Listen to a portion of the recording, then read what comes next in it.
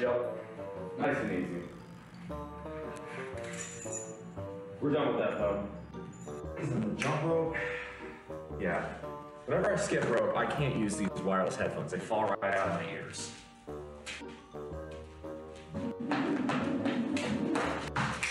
So of course, it would be helpful if I could get the rope itself not to fall out of my hands.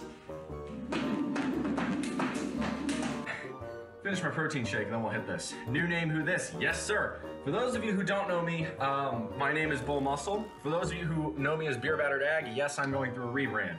This seems like a pretty good time to talk about that, so let's go ahead and talk about it.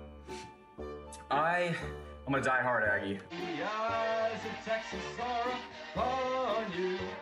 That is the song they sing so well. Sounds like hell! So goodbye to Texas University. We're gonna beat you all to chigga-roo-ga-rim, rock tough, real stuff, Texas A&M. Goodbye. We get a little bit more all. So why can't I click all? Oh, yeah, there it goes. Nice.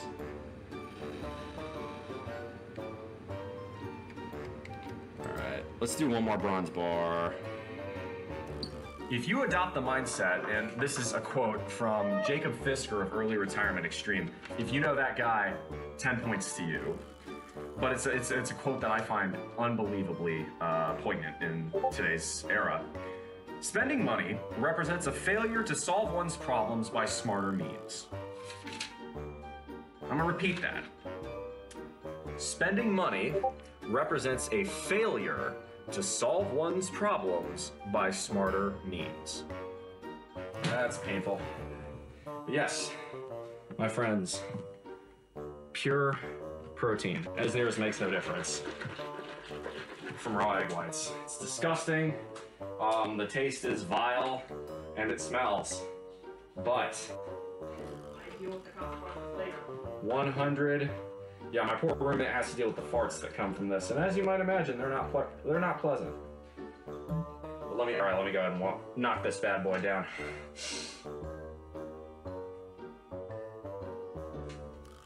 Oh, that's vile.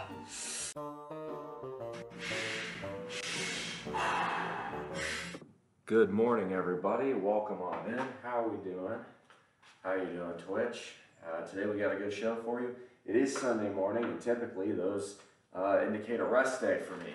Today is the exception to that rule.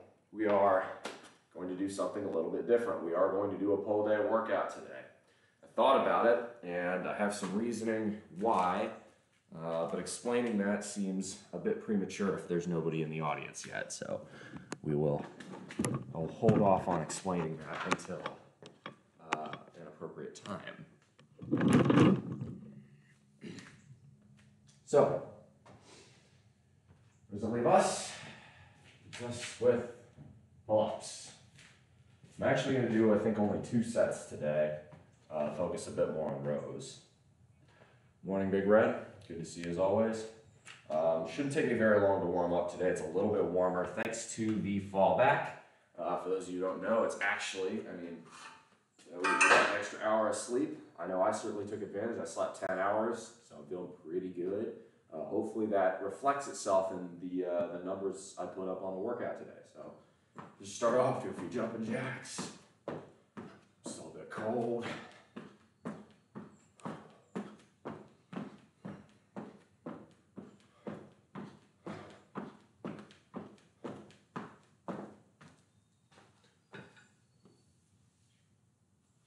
God's state is bad. Well, hopefully that means we can be a 7-win team this year, because God knows we ain't fucking beating LSU. I'm done, dude. Metafrago. I can't bring myself to care. I'm gonna have to give A&M the Redskins treatment at this point, because it's not getting better. This team is not going anywhere. Fucking done. 7-5 isn't good enough. The amount of talent, this is the talent of a top 4 team, and the results of Well, Mississippi State.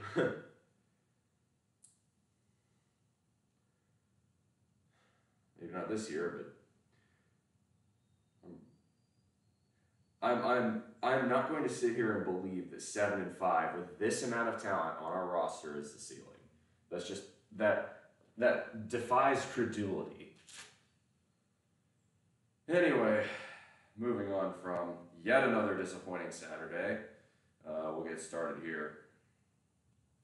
Looks like the high's going to get up into the 70s today, so that should be at least pretty good. So, Bluetooth going here.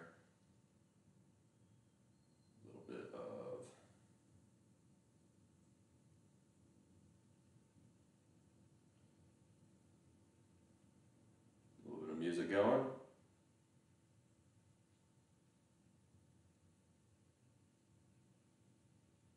Let's go with, start with some Quiet Riot, go from there. We got Bama next Saturday. You're Kentucky. Look, don't expect to win. There's your answer. Don't get your hopes up. So when you get your hopes up about college football, all it does is lead to pain. Ask me how I fucking know.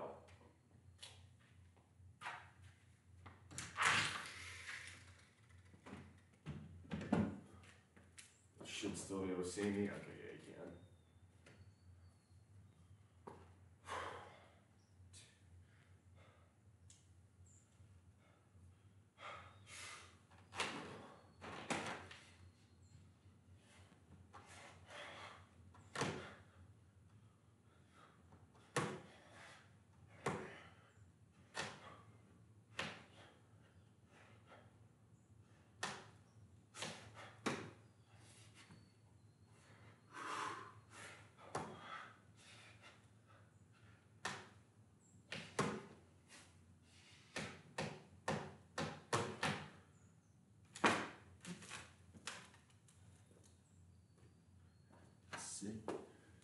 Joey Votto. Oh, he's out. That's to be expected.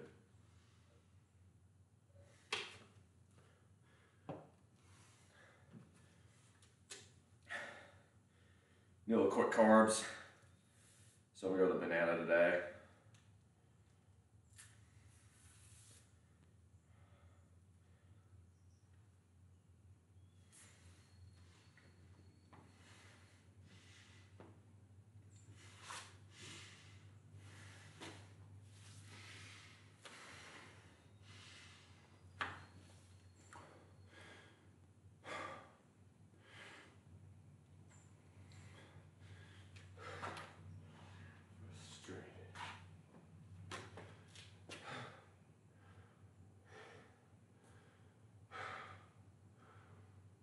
Let's do this, come on.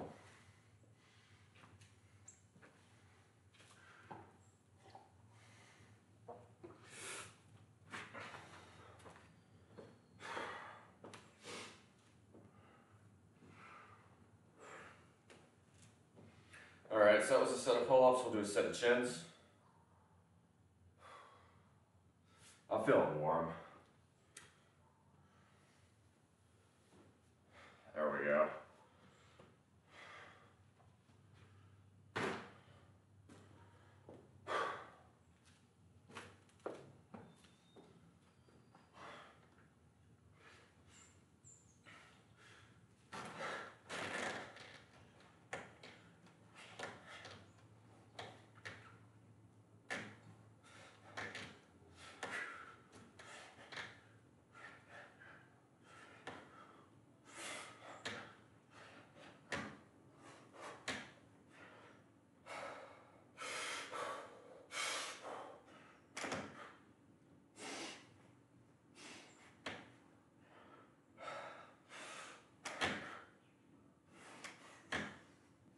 Come on. All right. Move on to rows. That's really what I want to do today.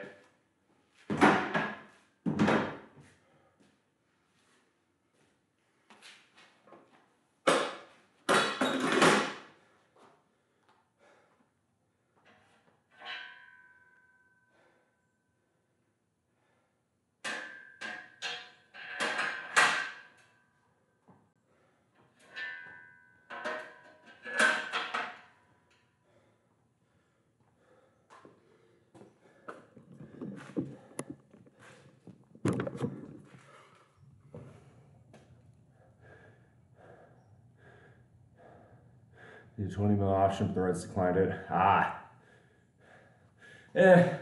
It's not too cold now. It's in the 40s today, so we'll be fine. There we go. Set up the mic a little bit better.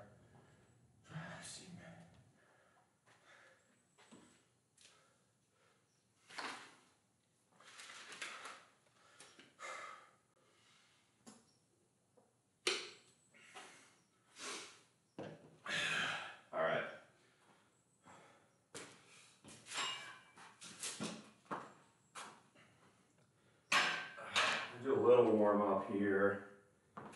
I think I'm going to try and hit rows a little bit heavier today to see how it feels.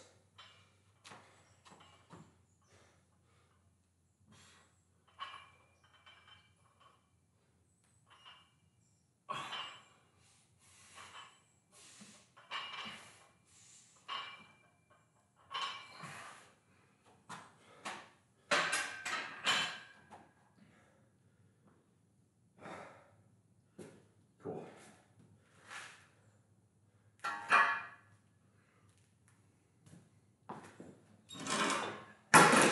Get the bench out of the way. Get the rack out of the way.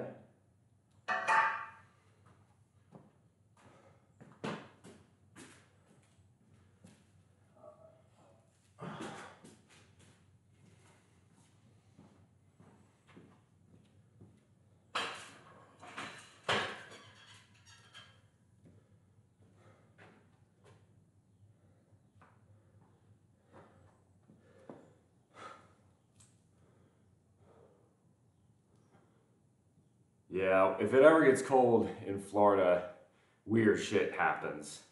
Like even on Florida standards. Let's see, that's a bit too high. There we go. The goal is y'all should be able to see sort of the entire movement. If I'm right here, yeah. All right. So I feel like I'm pretty well rested.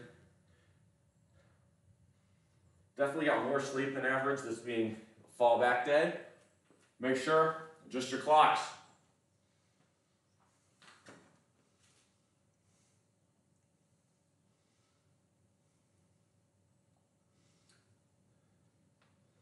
All right, so today, see, gosh, when was the last time I did a pull day in here? It has been a minute. I gotta go back quite a ways, actually.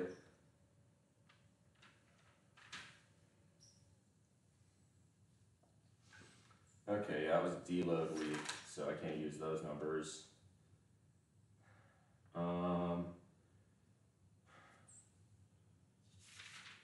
more moment. I gotta find it.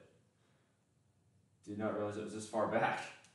Here we go. Okay, so I did 2 sets of 9 overhand and 2 sets of 7 underhand at 175. Okay, so I think I'm going to start with 175 and see where that takes us. I'd really like to get a set of 10. I think I should. To me, it seems like that's something I ought to be able to do. If I'm on 10 hours of rest, haven't hit a lot of bent over rows recently. We'll see how it goes. Some metal for this though.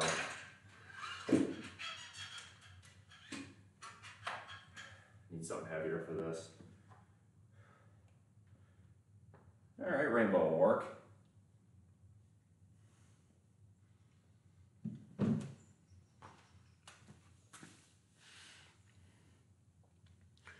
Big Red, I have no idea. I'm slowly losing my interest in sports, to be honest. Oh, Phoenix, I didn't see you in here. Good to see you. I ate really well yesterday, though. Kind of counteracted the previous day's barbecue. So, back down to 206. I weighed in at 207 flat and 13.3% body fat this morning. I would guess I'm somewhere around 14, 15%. Because, like, if I stand here You can see some abdominal definition when I exhale, but like to actually see a six-pack, I kind of have to flex.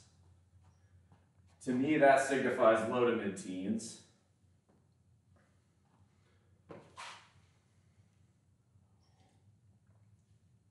All right. So let's see, we got 175. That's what we want.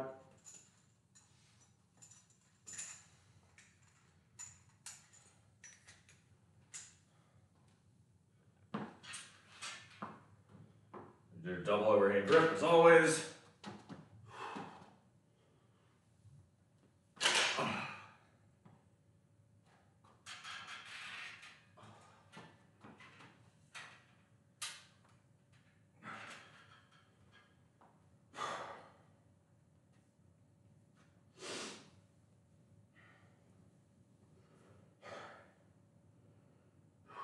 Way to focus, I really want this. Take this off. Keep a temp gauge in here anyway. I like having my watch on, but at the same time, if I keep it off, it's a really nice accurate thermometer I can use.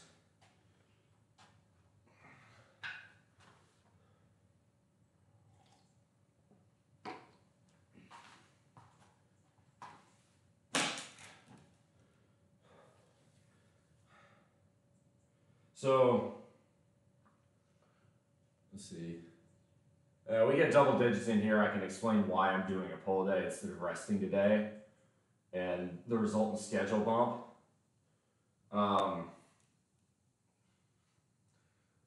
But there's no point in doing that until the audience gets a little bigger.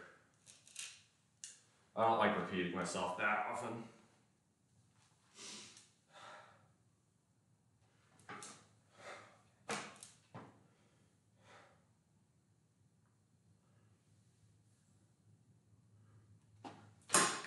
Let's do this, come on.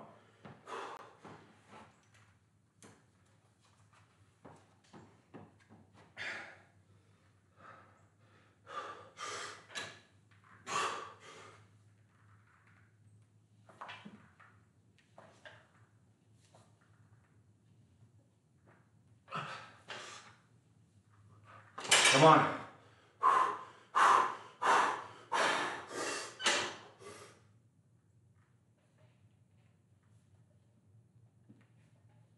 Come on.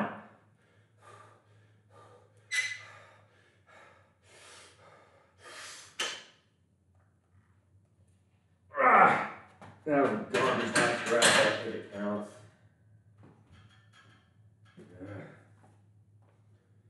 Not happy with that, but I'm gonna stay to 175.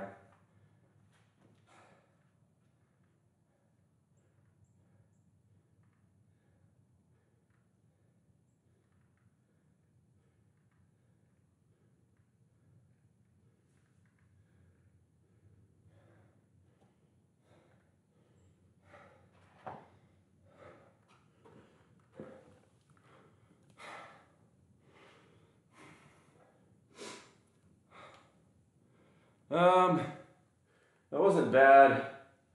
The form really kind of slipped on those last couple of reps. I'm calling that 10, but it was dirty. We're gonna stick to 175. I think it was a tactical error to set it down. I'm better off just taking it from the top. So, give myself a minute. I'm gonna attempt it again. Under a minute this time. I'm gonna try 185 after that. Even if I only get, let's say, 5 or 6, need to start getting better at that explosiveness, really pulling it back hard with my lat muscles. It gets a certain type of hypertrophy there. So the question is, I'm gonna try that again. What song do I want to do to make it happen?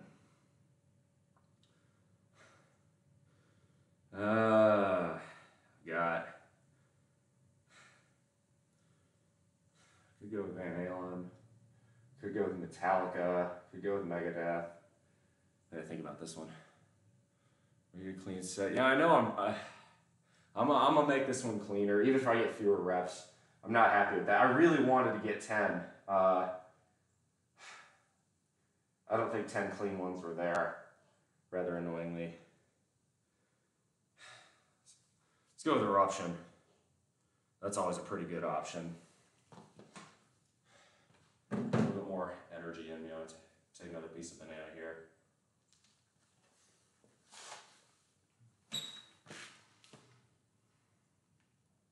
Good to see you, Mikey. Things are okay. It's a little warmer today, probably on account of the fact that we're all an hour later right now.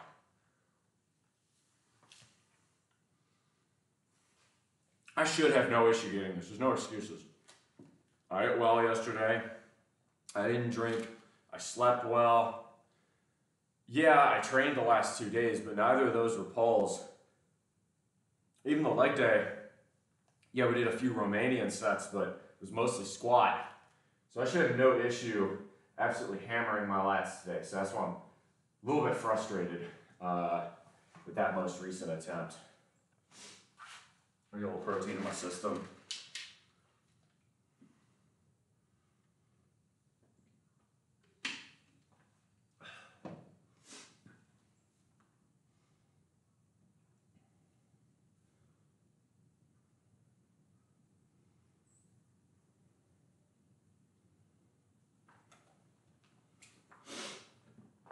Okay. Morning hodl. So, all right, I see we got a double-digit audience in here, so I can explain. As y'all know, typically my Sundays are my rest days. So why am I working out today? Well, 6 days from today, I will be in San Juan, Puerto Rico. I'm going down there for my mother's 60th birthday. It was my wonderful brother's idea, and I just thought it was fantastic, so we chipped in to buy her a big old vacation down there. So the three of us will be spending that week at the beach, me, my brother, my mom, my younger brother. Unfortunately, my older brother is still across the world in Singapore right now, so that was a bit too difficult to make happen logistically, but, you know, that's as may be for him. As far as how that relates to today's workout, well, that's happening. I leave on that Saturday the 11th. I looked at streaming that day. I gotta be at the airport too early for it to really make sense, so it's not gonna happen. So what that means is my schedule's gonna be today, Thursday afternoon, which will be a rest day, and Friday morning. I wanted to get another pause squat workout in. I liked the pause workout we did on Friday, and I really want to try that again. I want to try it with a little bit more weight, maybe fewer reps. Because I was repping pause squats at 250 really with no problem. What was funny is I only felt it, like my legs started seizing up after the barbecue, which tells me it's too much sodium, not enough potassium. But either way, the whole point was that, you know, the idea is to really build that explosiveness out of the hole, which when I come back from Puerto Rico, very quickly after that, we're gonna start the bulk. And when I start bulking, that's where big numbers start getting put on these this rack. So where I'm going with that is, right, if I want to give myself the best possible chance to do what I think I want to do for this bulk cycle, which is I think I may want to set my deadlift 1 rep max. I want to see if I can get 500. I don't know if I'll get it, but we'll see. So far, you know, I've hit a 440 as my PR, and that's been, you know, here on the cut cycle. So if I bulk, I got to imagine I've got at least a few more pounds to put on there. But to get to that, right, I have to kind of figure out my programming. That's what I'll do in Puerto Rico, as well as party, of course. But what it means is I want to get one more squat day in. So to do that, I'd either have to work out today or I'd have to work out Thursday. And Thursday, it's already really tough for me to want to do a whole lot because I've been, you know, standing at my desk working the whole day. And by that time, I'll put it this way, I tend to work out better in the mornings than I do in the afternoons. So I'd rather work out Sunday morning than I would Friday or Thursday afternoon. So in other words, that means today's a pull day. Tomorrow will be legs for me at site. Tuesday will be push for me at site. Wednesday will be pull for me at site. Thursday will be a rest, and I'll stream that. Friday will be legs, and that will be the last y'all see of me until the 3rd week of November. So hopefully that kind of explains it. While in San Juan, you got to try mofungos. What is it? It sounds like a cross between McDonald's and Jollibee. Just by the name. Okay. We watch as long as it doesn't mess your schedule. Yeah. Well, I was thinking about doing like a boxing workout or a cooking workout or even just playing RuneScape today, and I'm like, you know, you're gonna have 8 days where you do not have access to a gym. Like in Puerto, I'm still gonna try and stay in shape. I'm gonna do a fair amount of cardio, a lot of walking on the beach, but like, I'm not gonna be lifting, realistically. If I do, it's gonna be one day, maybe one day I get there, right? So with that in mind, you know, make it, you know, take advantage of this weekend so that way you can enjoy next weekend. Pork and fried plantains mashed together and make a juicy spread. It sounds pretty baller. All right, I need to focus. I want to hit this really well, so we're gonna move that there. Get a little water.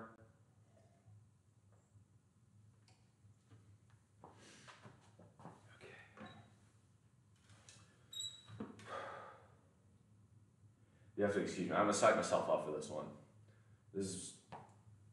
I want to hit this a lot better than I did on that last set. So,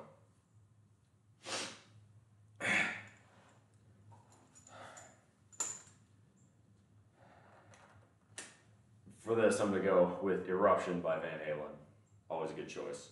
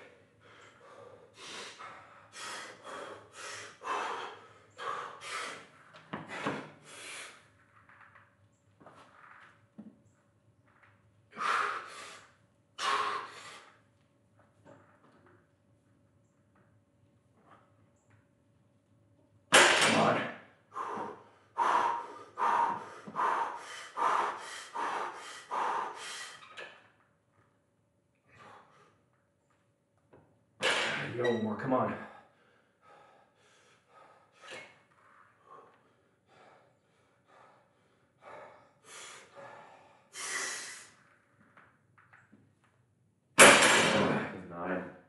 That was 9 and 2 sets. That was 9 and 2 reps that don't count.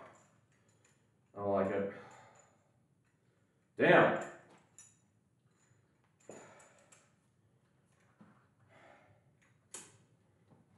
That's frustrating.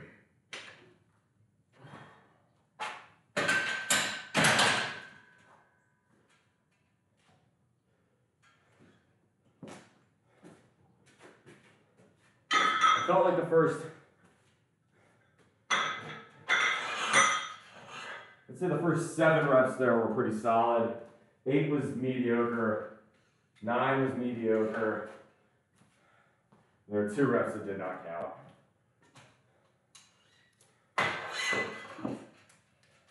We're going for weight today, so I'm gonna try 185.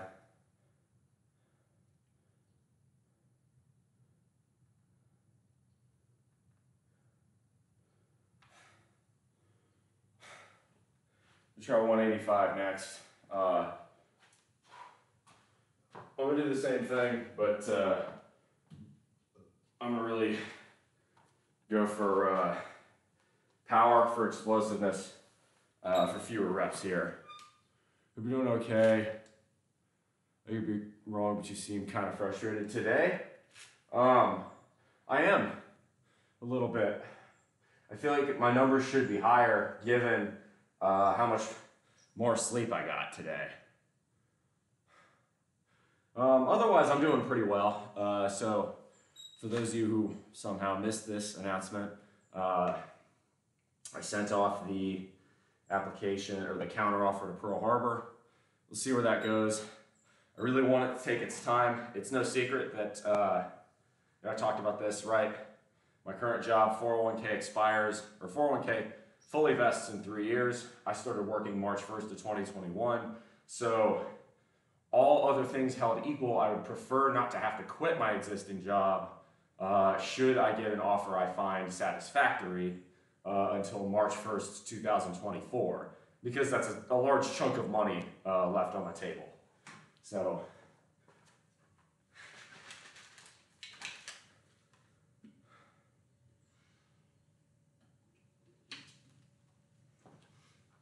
I think, be it with either Puget or Pearl, that shouldn't be an issue. I still haven't gotten an initial offer from Puget yet. I think that'll happen at some point this month.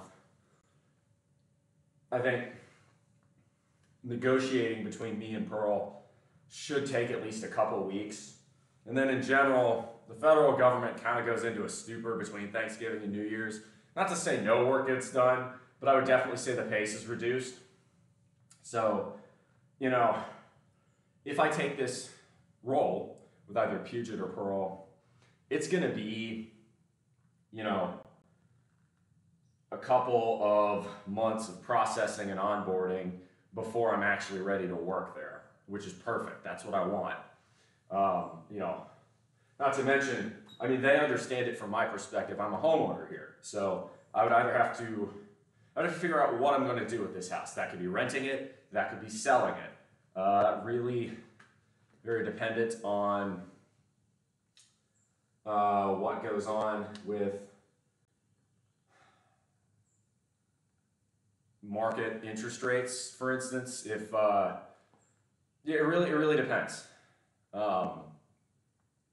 Gives me and Dodger time. Well, so the good news is, I'll talk about Dodger for a moment. She got a raise this week. That's actually where we went out and did barbecue on Friday, and I destroyed my dietary progress that day. 100% worth it, full disclosure. But she got a raise, and she's now getting 2 weeks a year of PTO, which is really nice. She definitely deserves that. It's not healthcare, which is definitely the one other thing I would really hope she gets at some point from her current job, but you know, every bit helps.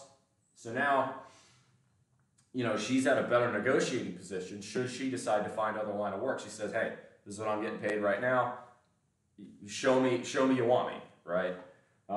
South Carolina has a notoriously low unemployment rate these days. The economy is doing very well here. You know, a lot of people like to kind of sneer on the South for having lower, you know, earnings numbers, lower costs, or lower, you know, development indices in a lot of cases. But South Carolina also has much lower cost of living than much of the quote-unquote more developed parts of the United States. And incomes are rising very fast here. In fact, they are keeping pace with inflation, even though this is a primarily non-union state. So what does that mean? The long story short is that Dodger's in pretty good hands here. She can either continue to work her current job, and if that's the case, she may need to take on a roommate. We already actually yesterday had the second roommate move in. His name's Daniel. He's cool. You probably won't see as much of him as you do of Dodger, but you may see him in the background. We'll find out. As far as, that situation is concerned, with 2 roommates, if I decide to leave and neither of them either can or wants to buy this place, they can continue, they could, rent it from me. We could figure something out. So the good news is going here. Can't say that about Montana. Cost of living is skyrocketing. It is really shocking. I mean, really, it's not the cost of living so much that's skyrocketing in Montana. As far as I can tell, it's really only the cost of housing. And we all know the reason why. It's people from California combined with really poor zoning laws. The Californians are ruining every state west of the Rockies. I know this because I have a lot of family in Washington, and they feel quite strongly about Californians as well. It's funny, too, because Washington's politics align with California's, certainly a lot more than Montana's do. But Washingtonians have just as little use for the Californians as the Montanans do. Food's more expensive here. Really? I wasn't expecting that. I mean, Montana, I figured in particular, Montana, you're going to have... Produce would be more expensive, sure, because you're in the eastern half of the state's the Great Plains, and the western half of the state is mountains. Not very easy to grow a lot of crops there, with the exception of grain, corn, and other such basic staple crops that are often used for cattle feed, which is, another huge industry in Montana. Ranching is big in that state. I mean, it is big sky country. Montana's like a northern, more awesome in some ways Texas. So I'm sure beef prices are at least really cheap in Montana. And if they're not, I'd be very surprised.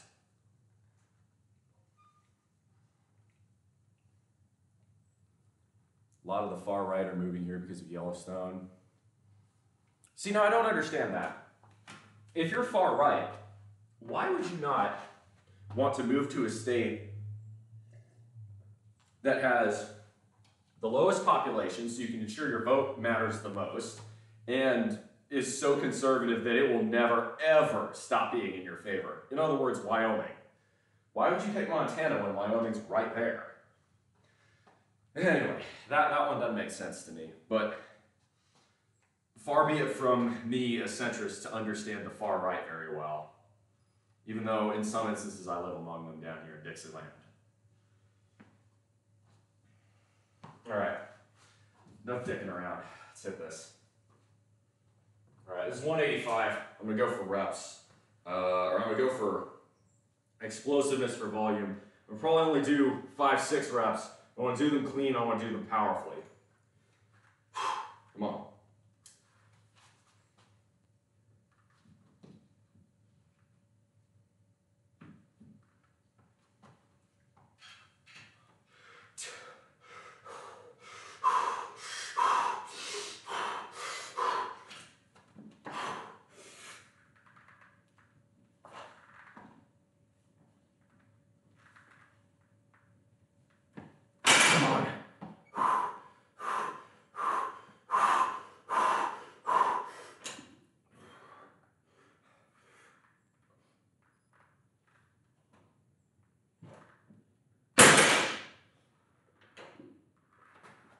That's not bad.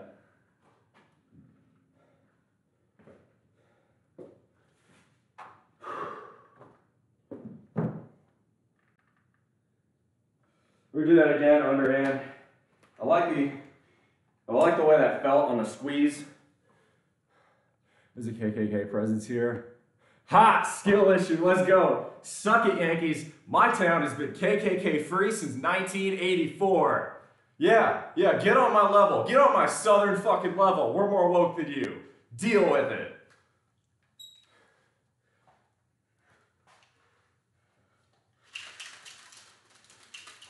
Never ever thought I'd be able to flex about that, but here we are.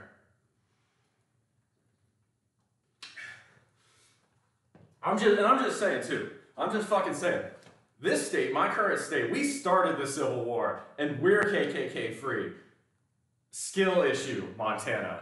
That's a skill issue. Honestly, I think I know what the problem is. And I'm only mildly shitposting here. I think I know what the problem is, right? So, South Carolina has very lax gun laws. Montana has very lax gun laws. The difference is, since the 60s, what gun control laws we did have kind of went away. And, right, see, during the Jim Crow era, gun control laws in the South were really only there to prevent black people from getting guns. But now, with lax gun control laws, black people are pretty well armed here in South Carolina, which means the KKK can't fuck with them.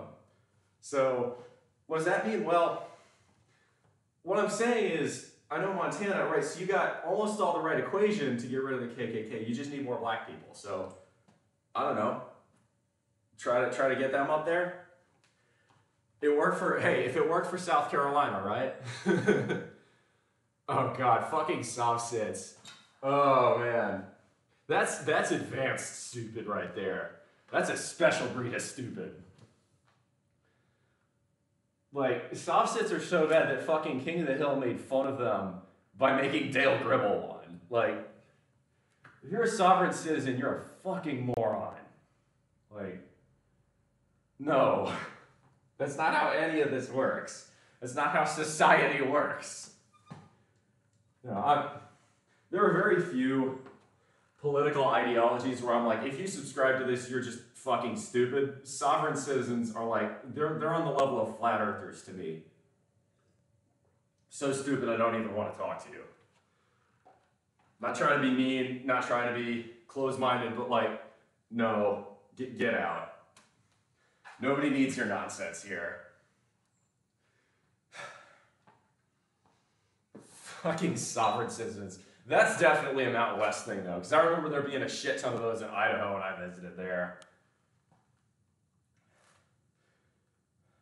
I feel like if you're a soft sit too and you really don't want to be fucked around with, and you're willing to live in a place that gets as cold as Idaho, why not just go full hog and move to Alaska? Like, you're not going to get touched there.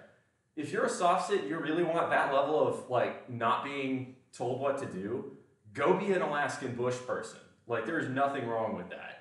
The Alaskan bush people, fucking, they are truly independent. Honestly, I respect it. Like, it takes a unique desire and a unique kind of skill set to become a bush person like that. ZYZZ, oh my god, OSRS memes. Let's go, we got a fucking RuneScaper in here. Alright, so I usually play RuneScape on my rest days, and today would be one, but I already explained why, so if you're curious, I'll do it again. But I am actually on my way to 99 smithing OSRS memes, so super thrilled to see you in here. Thanks for the first time chat. Welcome to the... Excuse me. Welcome to the bullpen. Check out on IG. Fuck no, I won't. I don't use Instagram. Instagram's fucking toxic. That being said, thanks for the follow. It has nothing to do with you. I bet your Instagram is fire, but the whole platform is radioactive. I work with plutonium for a living, and I'm not willing to touch Instagram. It's in the category as TikTok and Twitter, radioactive. But if you want, I'm BullMuscle here on Twitch. I'm Muscle Bull on RuneScape because BullMuscle was taken. Yeah, so unfortunately, you're not going to find me on Insta. In fact, you're not going to find me on a lot of socials. I have this and Discord, and that's about it. I have no use for almost every other social media platform. But thank you very much for the follow. We're closing in on 1,800, by the way. We might still, it's probably not likely because I'm going to be gone a good chunk of this month, but it's possible we hit 2,000 by the end of the year. That'd be pretty dope. All right. Let me focus. We'll do this one next.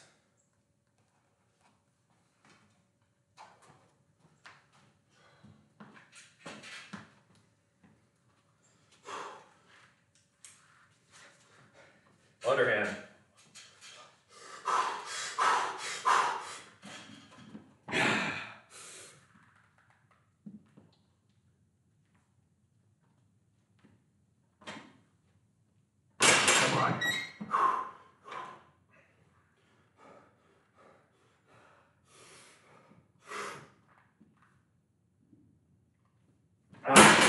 5. That was a shit last rep.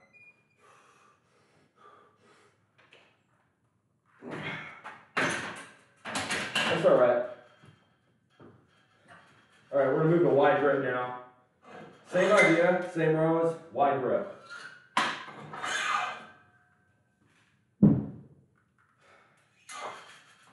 What's funny is my RuneScape skill tree doesn't match my in real life skill tree at all. I guess we have similar cooking levels. I'm fairly decent at cooking. But like, I think my strength is like 40 in RuneScape. And I mean, I'm certainly no 99 strength pure in real life, but like, I gotta imagine I'm at least in the 70s, right? Wish the KKK would leave my state completely. Again, sounds like a skill issue. Again, we here in South Carolina started the Civil War, and my town has been KKK free since 1984, so get good.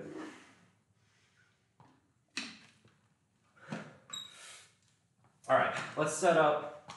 We're gonna alternate wide grip rows and curls. So we got the right weight for that. We're gonna do hammer curls to start, because that's our heaviest curl. So when it comes to curls, the bicep curl is, of course, the ultimate vanity exercise for the ultimate vanity muscle, the bicep.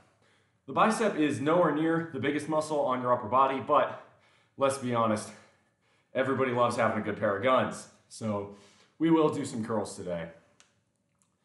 Ever touch stuff like Jacked and Cracked Gold? No.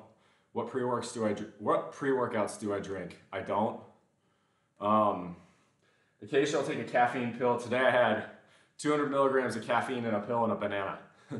I'm old-fashioned. We have to be top 1%. Well, maybe. I'm not sure. I definitely think I'm top 10%. Maybe even top 5. I don't think I'm top 1%. Much like RuneScape, the higher your levels go in terms of strength, the harder and harder it is to get that next little bit of a percentile. You gotta remember, right, there are the true best of the best. These are the guys I consider 99s, that are guys who can squat 600, 700, 800 pounds. On my best day, I can squat 400, right? That's a huge difference. Less than 1% of Americans can bench 250? Right, but a large chunk of, to use the parallel here, large chunk of RuneScape players are level 1 in everything and never move anywhere. Like, I don't know, I feel like if you don't lift, you shouldn't even be in the conversation. You're a level 1 basically, or like you're below level 5. Puts them in like the 0.1%. Well, that's the thing. What would you define as a level 99? To me, I define that as like top of the top. You know, you gotta be a competition lifter to be at that kind of level. Or you gotta be a strongman or something like that. Those wild guys. Honestly, like, I feel like there's a natty ceiling. I'm sure there are natty guys who genuinely hit those numbers. Those are genetic freaks of nature. Ronnie Coleman type of shit. Yeah, well, like, but again, like, guys like that, they're juicing. Now, it doesn't take anything away from it, but like, you will get stronger if you apply the same principles of hard work with steroids than you will with no steroids, right? Obviously, I can't do that because of the nature of my job, but still, enhanced. Yeah, I mean, that's the thing. There is nothing wrong with taking PEDs, steroids, or juicing, as long as you're honest about it, okay? This is a really big sticking point of mine, okay? Not being natty, totally okay. Not being natty and faking being natty. Not being natty and claiming you're natty when you're not, toxic. Don't do that. Because it distorts the perception of what can actually be achieved as a natty lifter. That's a big problem right now. Now, a lot of fake natties is what a lot of people call them. Fake natties are very obvious. Like the Liver King. If you thought the Liver King was natty, that's a little bit on you. He very, very obviously wasn't. But he's still toxic as hell for lying about it. Just be honest about who you are and what you're doing.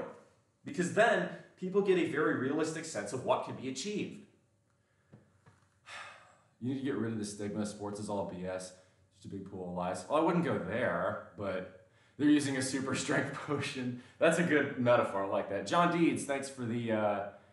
thank you very much for the bits. John Deeds, I see you on all the other fitness streamers. You're a good dude. Always love having you in here. Cheers, mate. I'm just doing pull day today. The thing about steroids is that old school lifters used them and everybody knew about it. Then social media became insane big. Everyone's on steroids for clout. So, yeah. Well, really, okay, so you can kind of define lifting as pre-steroid era and steroid era. The 1970s were really the first decade where steroid use became even semi-widespread within the professional community. You know, guys like Arnold, you know, but like guys like Tom Platz. I don't know if Tom Platz juiced or not. I got to imagine he did. Dude was a fucking legend. But like, if you go back far enough, you know, guys like J.C. Hayes. No, Hayes wasn't taking steroids because they didn't exist when he was a lifter, right? You go through the 30s, the 40s, the 50s, the 60s, that steroids were not something that could be used. That hadn't been invented yet, really, at least not in a replicable manner. You know, but then you get into the, you know, the height of the Cold War, especially like the 80s, and you've definitely got guys juicing because it was a point of national pride. Like hell, I mean, for God's sake, like, you know, the Soviet Olympians were juicing, and so are we.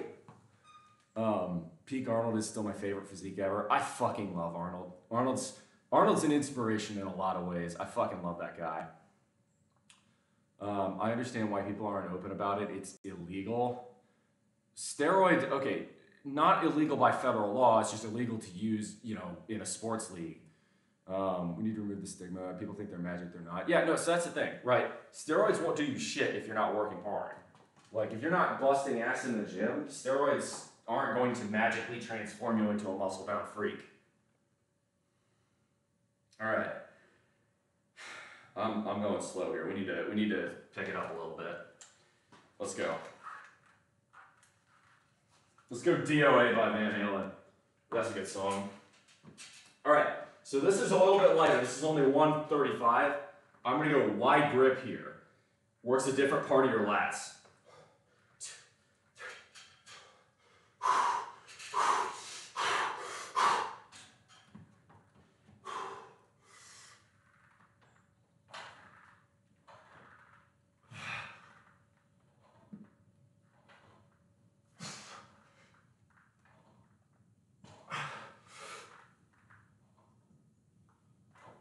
Come on! Come on!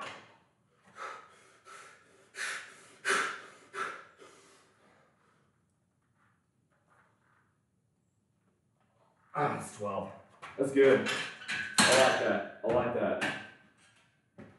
All right. Superset.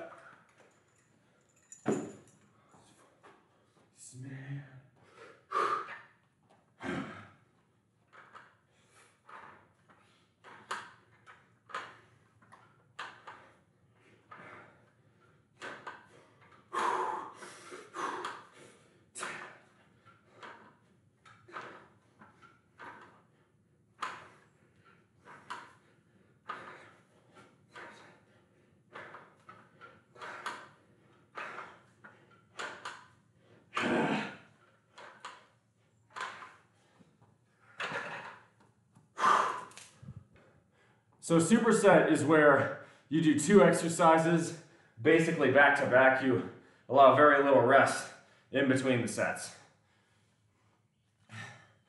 You automatically motivation however. Yeah, so, well, okay, so people kind of have a misconception on how steroids work. And different steroids do work slightly different ways. One of the biggest things that a lot of people are amazed by if they take steroids, again, I haven't, this is what I've read, so this is secondhand information, full disclosure, is that you feel like you recover very quickly. You recover a lot faster when you're juicing than when you're natty. You're not sore nearly as often, and as such, you can push yourself a lot harder. And as such, you're going to develop a lot more gains. That often isn't understood.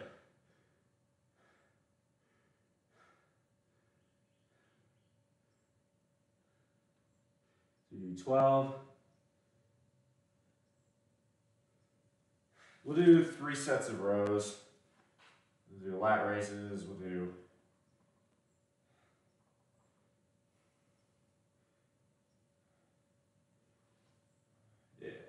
all right. I like it. We'll do traps, we'll do shrugs. You got a good variety of shit we're gonna do today. On juice, you can just spam a specific muscle, and of course it grows stupidly fast. That's true. You ever thought about getting a PT cert working the same muscle? Have I? No. Maybe if I were to retire and stop doing my day job, I could. Hey, good to see you, Quiz. I totally missed it. Thank you very much, Mikey, for pointing that out. Done the same thing, Natty, for triceps and biceps. I ended up having to take 5 days or so off due to tennis elbows and stuff. Yeah. All right. Well, SRS means real talk then. Since you're new to the channel, I'll give you my numbers, and I wanna see where you would put me as a strength level. Like, give me a legit number. So, all-time PRs. Probably can't hit bench quite as hard now. Right now at the bottom of my cut, I'm weighing about I weighed in at 207 this morning. I have a bench, PR bench was 355. That was at the peak of a bulk. Right now it's probably around like 335.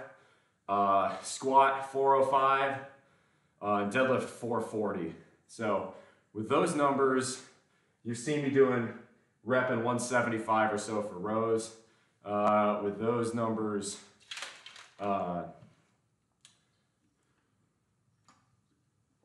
you tell me what strength level you think I am.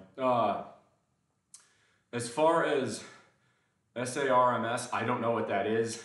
Do you fail a drug test on them? It probably depends on what test you're taking. You gotta remember, okay, so OSRS, you're new, so you don't understand what I do for a living. I'm a nuclear engineer. In other words, I work at a federal nuclear site. As a result, I get tested. I can get randomly drug tested basically at any time, so I just have to stay away from all of it.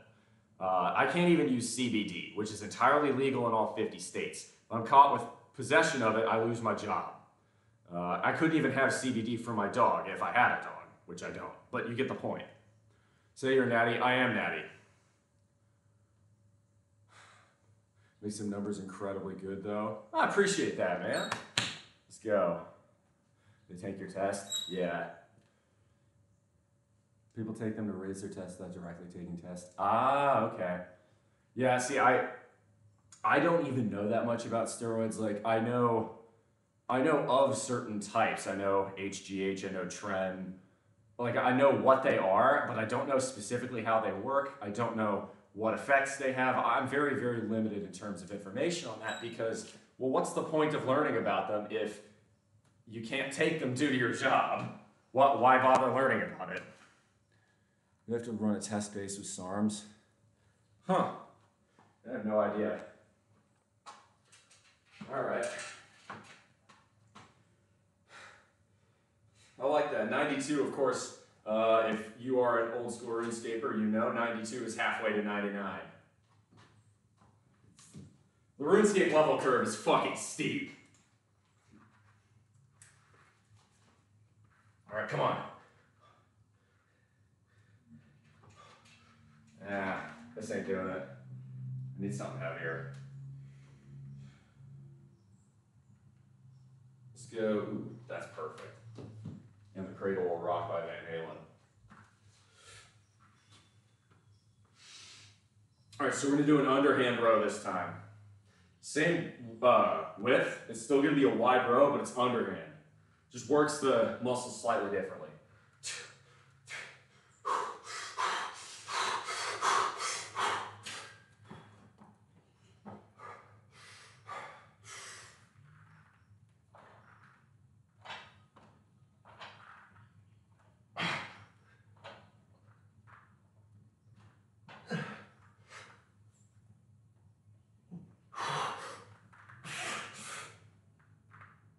Come on. You got one more.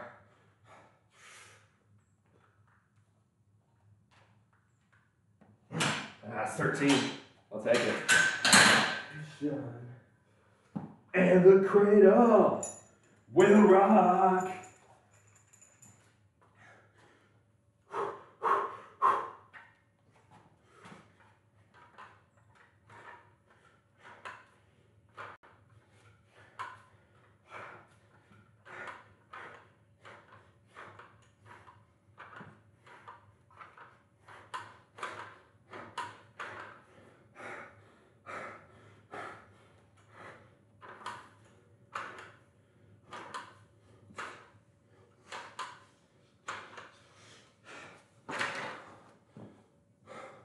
Why are you rowing so wide and supinated? POC, good to see you.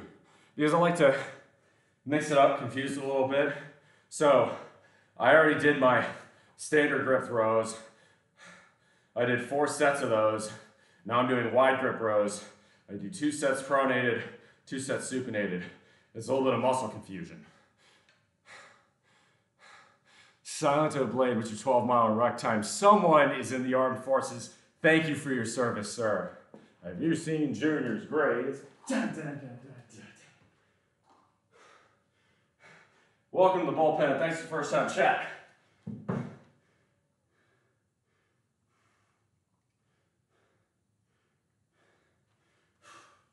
All right, we're gonna do another set of that. And then we're gonna move to shrugs. Actually, I've got to set up for it. I'm gonna do front raises. Then we'll do shrugs. Throw a curl somewhere in there. That'd be good. It's your 12-mile ruck time. I don't believe in running more than about 5 miles. Why? What practical reason is there to do that? I have a bicycle if I want to go further than that on my own power. I respect it. Like, full disclosure, if you're rucking a half marathon, which is basically, 12 miles is almost a half marathon. If you're able to do a 12-mile ruck, at that point, you're way ahead of me, man. What's yours? Come on, man. Flex. World War II, guys moved that distance on foot every day. Yeah, they were a tougher and better generation. I definitely feel like if I trained for it, I could probably pull off a 12-mile ruck, but in the modern age and sense, what point is there to doing that? Furthermore, while 100%, if war were declared and the United States were attacked, I would instantly join. I would not probably be one of the guys doing those ruts. As a nuclear engineer, I'd probably end up going to the Navy and becoming a naval nuke sub-reactor guy or a carrier guy, just because, well, that's where my skills lie. Okay. Mad Heifer, bro, can you say what is best for shoulder shrug, dumbbell or barbell? Okay, so this is actually a great question. So there's some nuance here is the answer. So I'm actually going to do some shrugs. I'm probably going to do them with probably dumbbell today, but there are some reasons you'd want to do one versus the other. If you want raw strength, where, I'm assuming a double overhand grip, shoulder, like just a shrug like this, if that's the exercise we're talking about, for raw strength, you're going to want a barbell.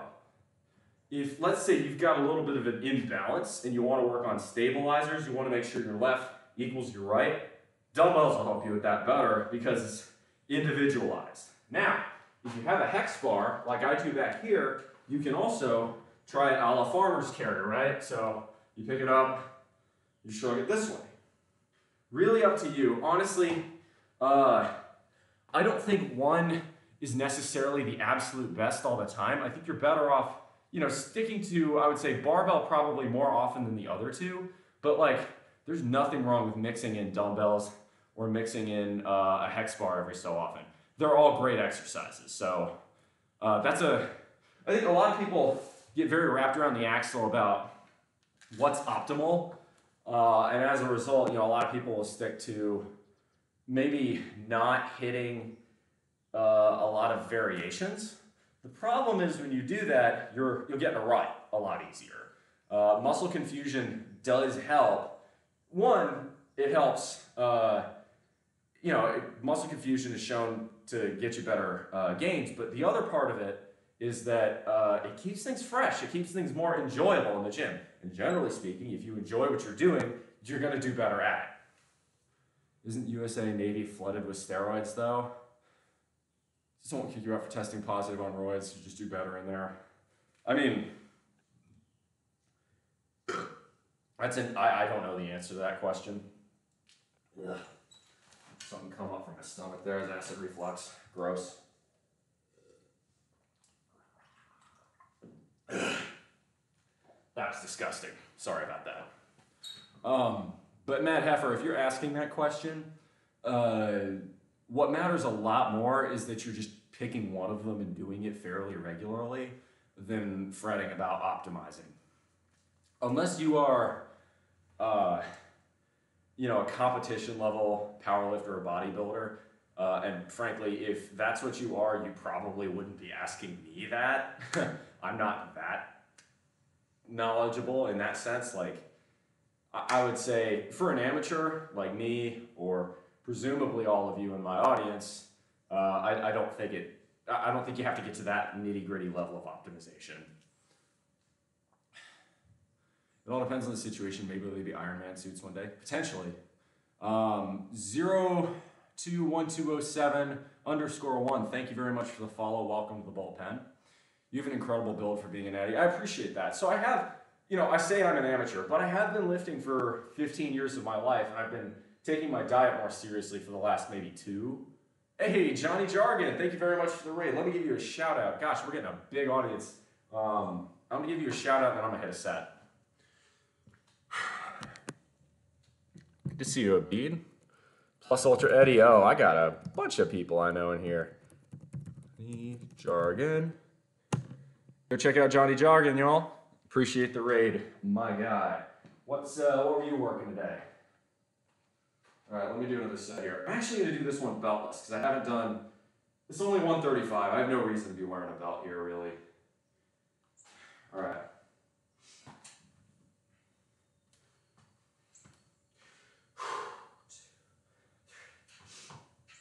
1, 2.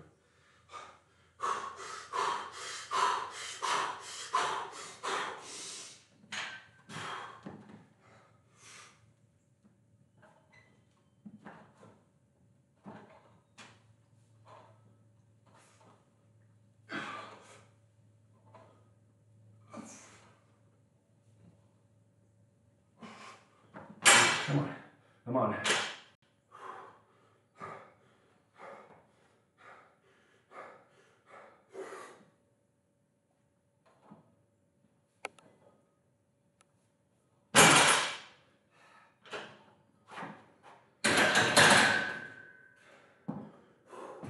Whoa.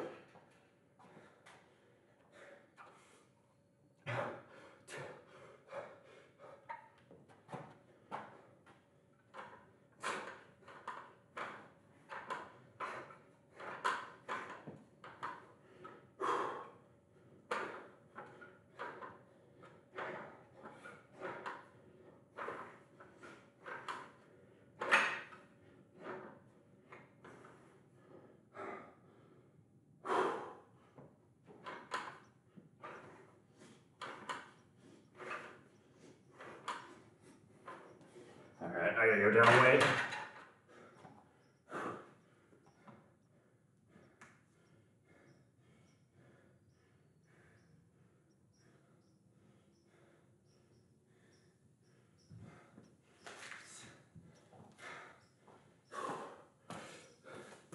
Here's CMOSRS. I do. Next Thursday. That'll be the 9th, I think. Thank you very much for the raid, Johnny Jargon. Y'all go check him out if you haven't. How was your workout, bro? Tell me how it went. Nowadays, even the smallest guys in the gym are using PEDs. Yeah. Again, due to my job, I can't. Enter my church, bless you, Stu Dayball. Thanks, Big Red. You take it easy, man. Yeah. So, if Right, so obviously as a male in his 20s, I'm draft eligible. Were the US ever to revert to the draft, in all likelihood, given my background, I would become a nuclear engineer for the Navy.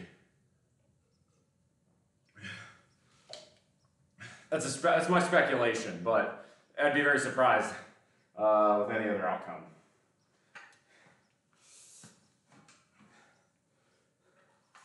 All right, so we're gonna want, thinking 40s for curls.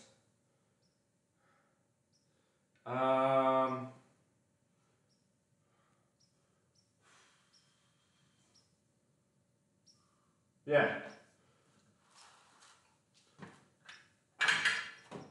Yeah, do 40s for rear curls. So we're gonna do front raises here, or vertical flies, you call them that. Sorry bro, mobile streamer driving home. No, I totally get it, dude, drive safe. That's way more important. Hopefully, any of the people from Johnny's channel, if you want to talk about what he did, by all means, go right ahead. Hope your workout was good, or whatever it was you were doing today was good. All right, next set.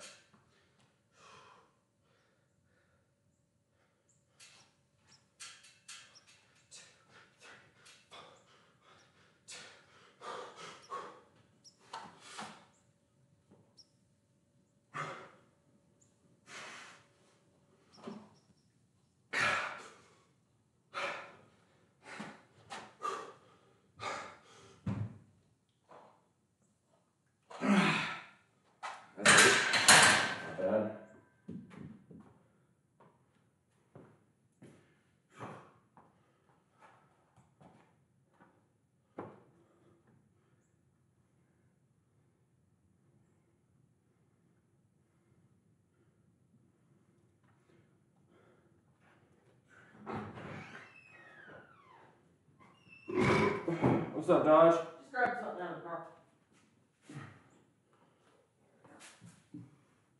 For new boys, Lawrence Livermore is an interesting place. Oh, I know. We work with them. I know Lawrence Livermore. They're out there in California. They're in between Lodi and the Bay Area. Chest and triceps. I think 60-pound weighted dips looked hardest. Ooh, that's a good workout. We're doing pull today, so that's lats, that's traps, and that's biceps.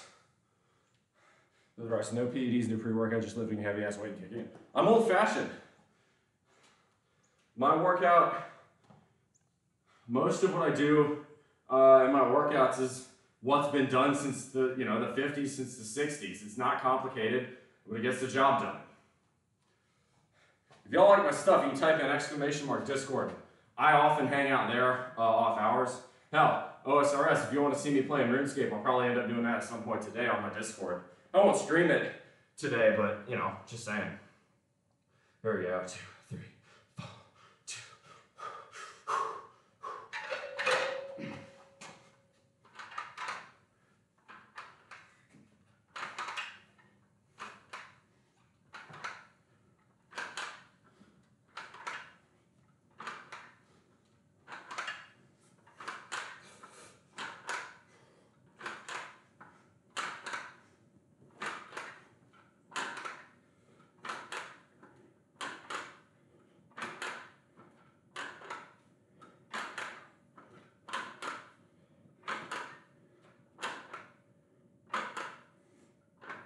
Come on, no cheating, no cheating. Slow it down. Get that pump.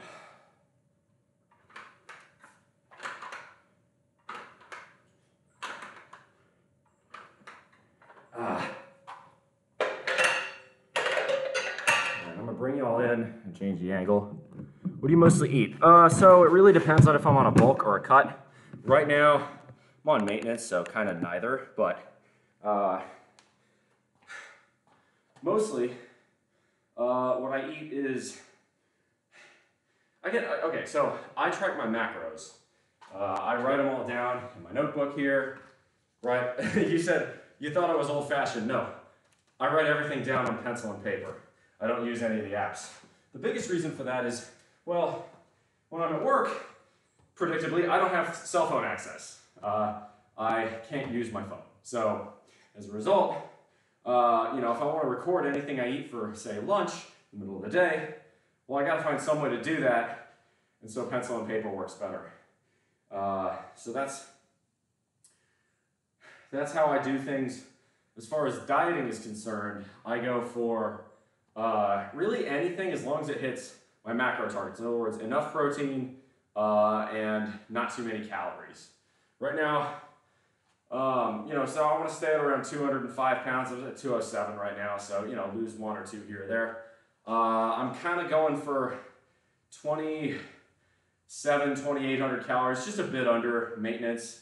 Usually when I lift, my TDEE is somewhere around 3,300 calories. If I'm not lifting, it's usually 2,900. I want to run just a slight deficit, get me down to 205. Just get that extra definition for the abs for Puerto Rico, because why wouldn't I? Get that beach bod looking fucking proper. Enjoy my week at the beach. Now, when I come back, Thanksgiving will begin the start of my bulk. Then the fun begins, because I'm still going to have about the same amount of protein in my diet. I try to go for at least 200 grams of protein every single day. But the difference is my calories to do that will be now bumped up to 4,000. In other words, 4,000 calories means hello 2% milk. Oh, I love milk so much. If left to my own devices, I would drink near a gallon a day, and on bulks, I do. Peanut butter, pasta, beans, it's gonna be glorious. Can't fucking wait. Your pecs are great. Sorry I have to compliment you. No, Mitch, I appreciate it. Thank you. No, it makes me feel good, dude. Compliments cost nothing, and it feels good to hear them. No, I appreciate that. Thank you very much. Matt Heifer, thank you very much for the follow. Welcome to the bullpen. But yeah, strong like bull, drink milk like calf. Telling you, milk is good for you. Milk, if you're bulking, milk is basically liquid Jesus. Okay. Have you ever heard of the Super Squats program? It is a diabolically difficult workout, but it fucking works. And the biggest part of the diet section of Super Squats is drink milk. Do squats, drink milk. Do squats, drink milk. Do squats, drink milk. Do squats, drink milk. It works. It's not sexy. You'll fucking hate it, but it will work. I did Super Squats January, February last year. By far and away the hardest 6 weeks I have ever had in a weight room. I'll probably do at least 3 weeks of it again during this bulk. I'm not quite sure when yet. Anyway, let's do another set. But yeah, no. The other thing I really love about pencil and paper is I started journaling. And if you're one of the people like me, you work a 9 to 5, you do the same thing day in and day out on your day job. Journaling allows you to write down the unique experiences, thoughts, feelings you have every single day, and it makes the days stand out. It makes them seem more unique, and it kind of slows time down. I know a shitty way to say it, but you get the idea. It's about making each day unique and appreciating each day for what it is. And I find that dieting or journaling is a really good way to do that. In addition, I can't lie to myself, right? If my numbers start going up in the fat category, if I start putting on weight and I'm not getting any stronger, I can look at my notebook and say, well, I didn't get enough protein, I ate too much junk food, I didn't sleep enough, no fucking wonder. So that's the nice thing. Pencil and paper is underrated, man. The last side benefit of pencil and paper is that in doing so, as opposed to something like MyFitnessPal, it gets your eyes away from a screen for a few minutes. It lets them readjust, recalibrate. I find that, if I'm doing that over lunch, I'm more productive when I have to lock back in and get back into that engineer productivity mode after I finish writing things down. It's a really great break, a really great mental reset, so I strongly recommend it. Told you I was old-fashioned. Anyway, speaking of old-fashioned, most of the music I listened to was produced before 1990. And this next song, which is very near and dear to my heart, is no exception. It's Peace Sells by Megadeth. Let's go. The 80s produced the best decade for lifting music ever. Fight me.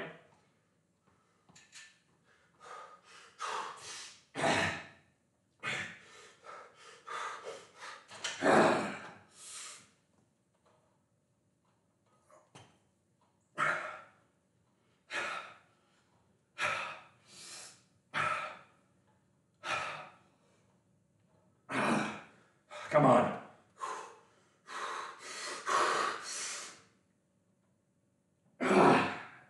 Nice. Here goes 9.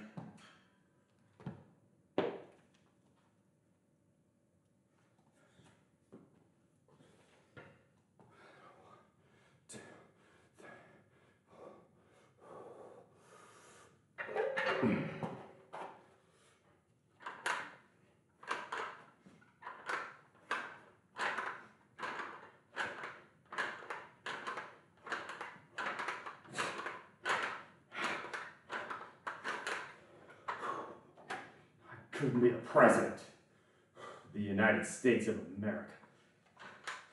Tell me something. It's still we, the people, right?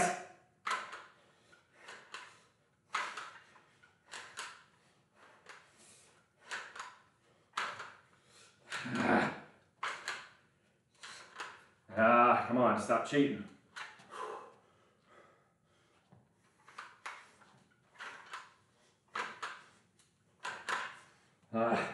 Starting to break form, reps 13, 14, and 15 there.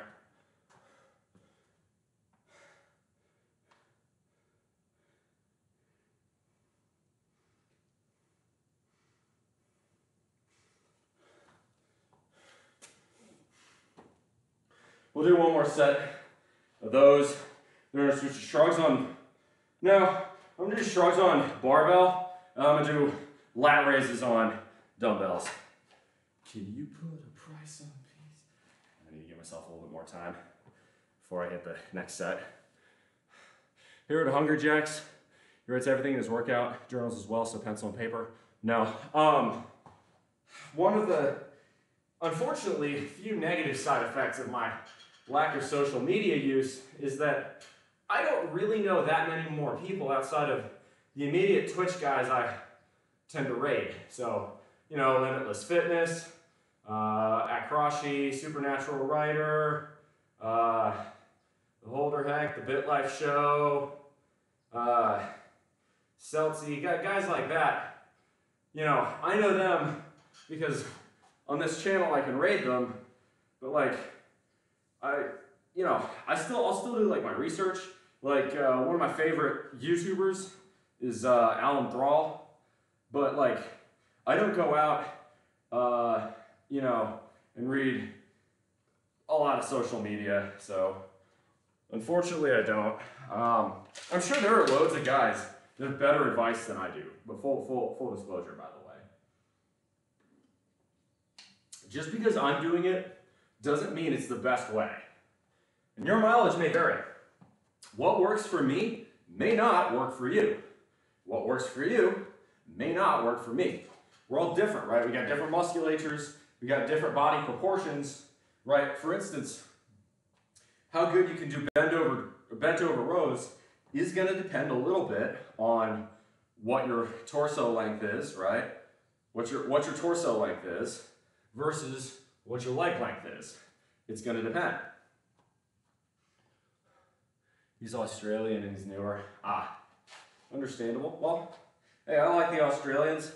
Their gun laws might be stupid, but God above, rugby is such an incredible sport, makes up for it. If you have a fluffy one-pack like me, well, that's a dietary choice, fam. Abs are not made, ooh, I like the way that happened, flex. Relax, flex. But abs, this doesn't happen in the gym. Now you can do and should do ab exercises every day, I do, but abs are made in the kitchen. If you're not dieting properly, you will never ever see your rectus abdominis muscles. Plain and simple, all right? Hate to put it that way, but look, there's a reason I've only had visible abs for maybe a cumulative total of a little over 1 year of my life when I've been lifting for 15.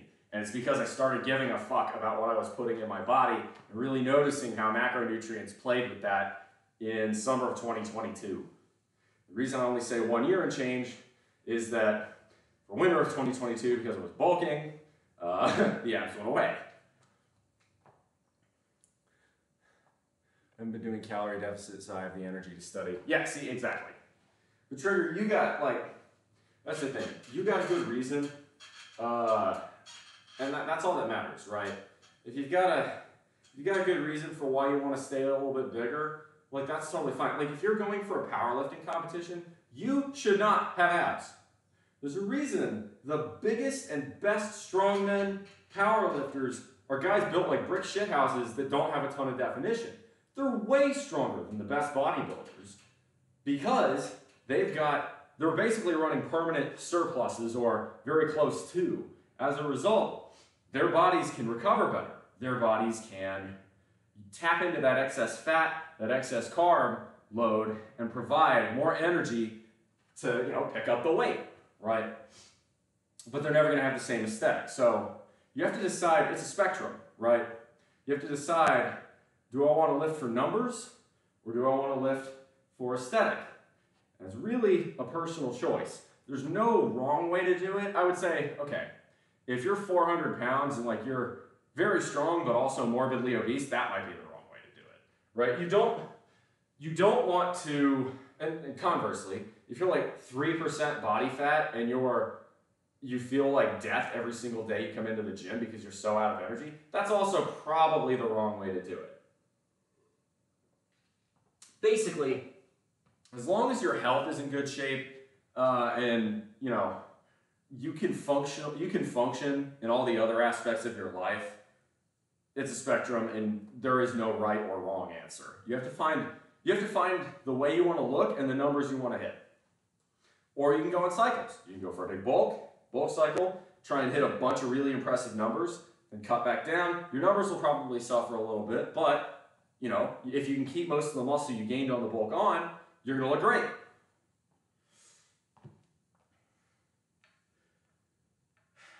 So let's hit another set. I don't know why I have this out. I shouldn't. I don't need this anymore. You put a price on a piece. Let's go.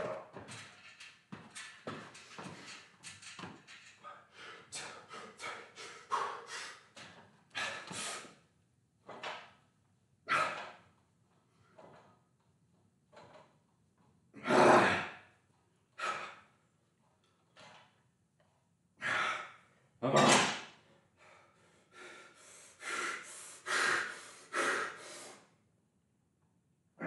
That's it.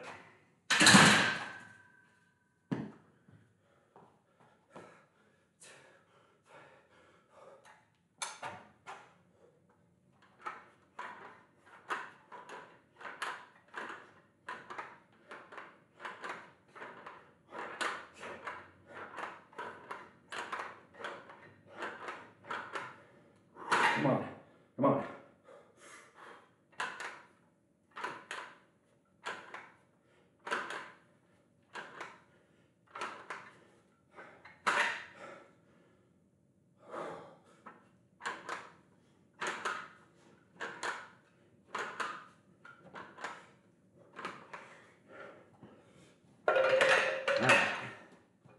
That's pretty good.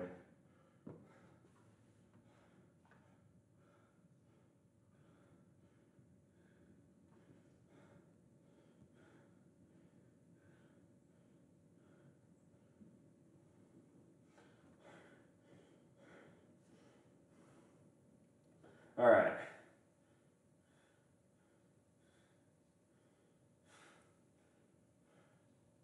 We're gonna do shrugs and lat raises next.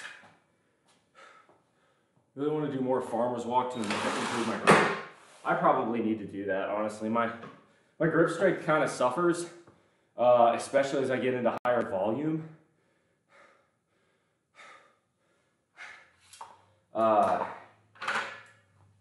as a result, that probably puts a natural hard cap to what I can do deadlift.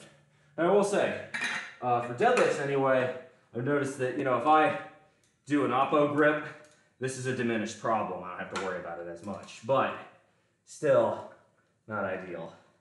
Come on. There we go. We're gonna do 35s. So spit these bad boys out.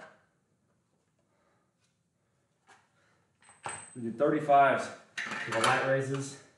Then we'll do, we'll do 225 to start with the shrugs. I'm not gonna go quite as heavy on, no, there's no reason I shouldn't. Why should I restrict myself? No, I'm gonna go for, we want to do 255. We'll go for 255.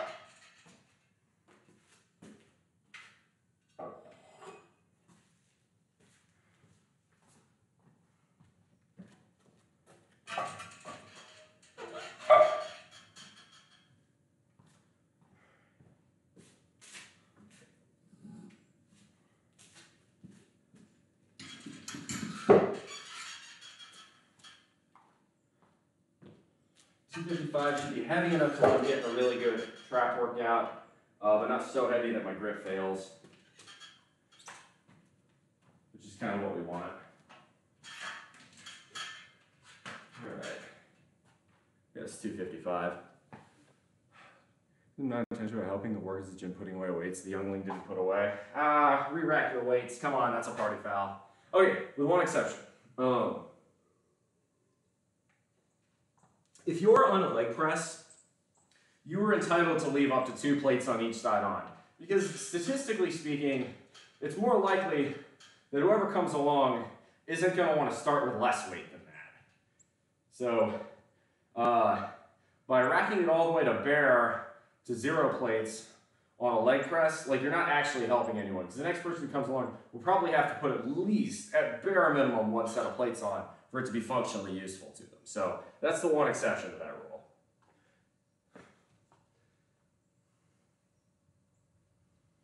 All right, I'll do shrugs. So we're gonna do it at 255. We'll do lat raises. Yeah, that's good. All right, so where are we at right now? We're at 2, 4, 9, 12, 15, 18. Okay. Yes, we're 60% of the way through the workout. We're going slow, but who gives a shit? I don't have anything else I need to do anyway. I got most of my high priority stuff done yesterday, which I'm pretty happy about. Yeah, I can check my brain balance and chains. Here we go.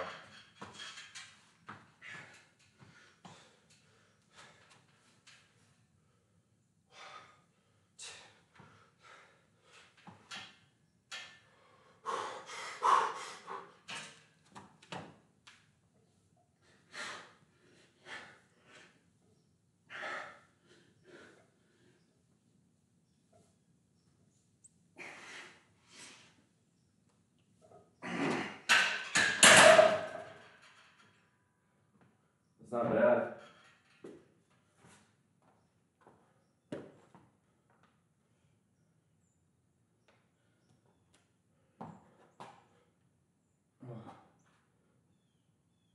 Oh, there's that pop.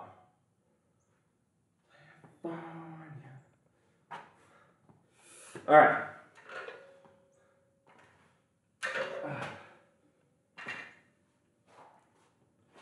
So next set.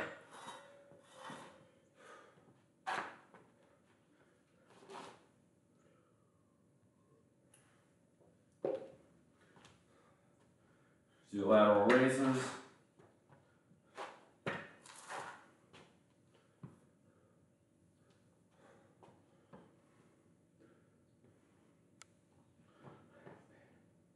So with lat raises, I tend to do 1 upright, 1 at about a 45 degree, and 1 vertical, or 1 at 90 degree.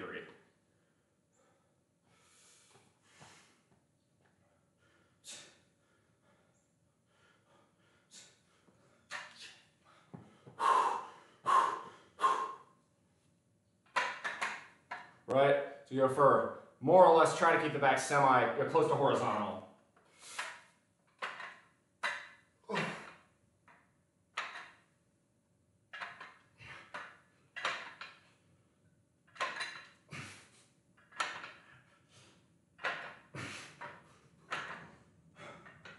Come on, finish.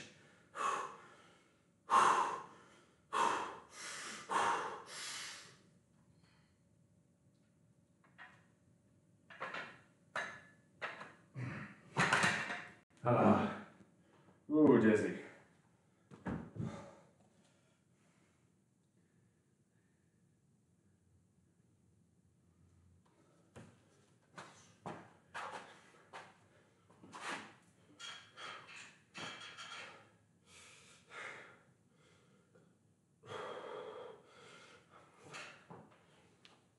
All right, so what else are we gonna do? We'll do delts.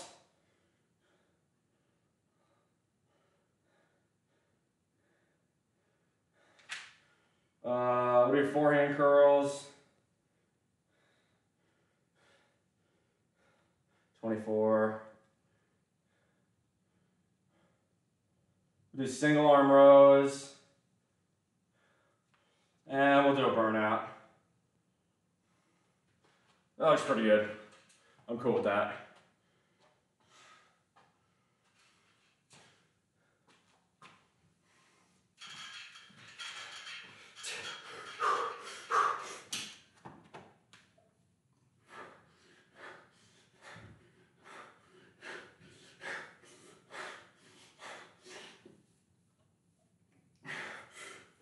Oh, losing my grip. Woo! Ooh, my fingertips are totally light there. Ooh, that was getting close. I should have taken more time to rest there.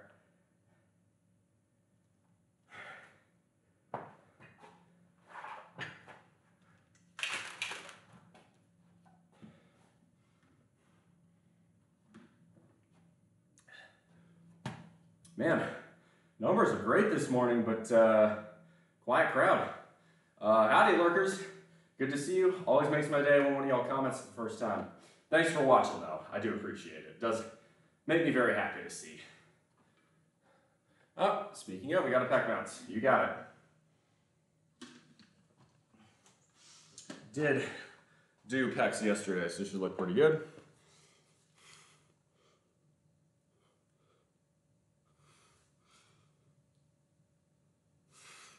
Go behind the back. Oh yeah.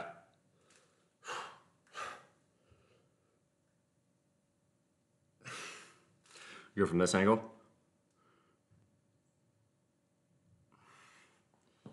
There you go.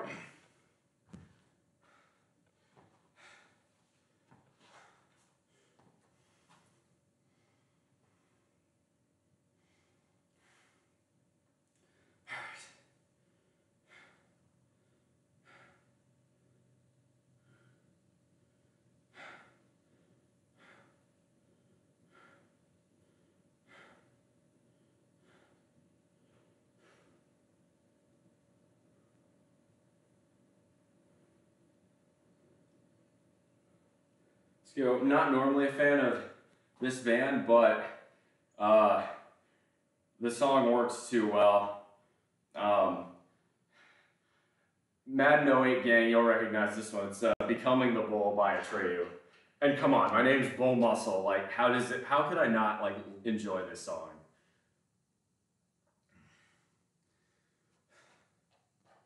All right.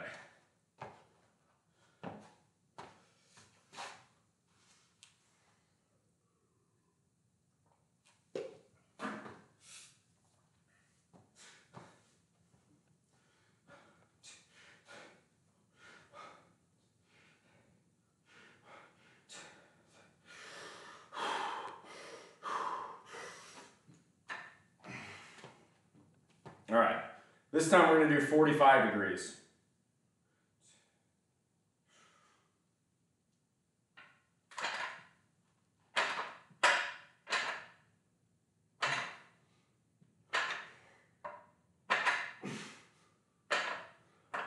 Come on. Reset, reset.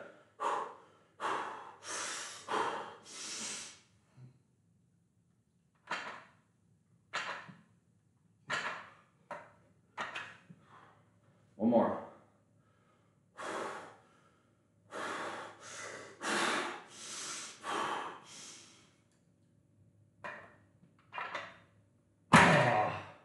Oh, that's tough.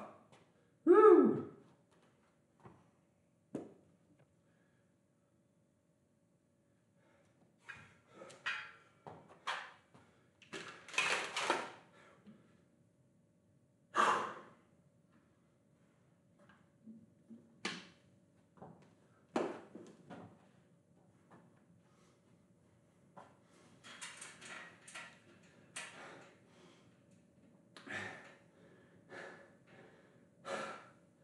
You know, may not have been my strongest lift today, but I'm doing my best. And you know what I am? I'm happy. I feel good right now. What specific number of reps and weight and all that, it's important, but I'm happy.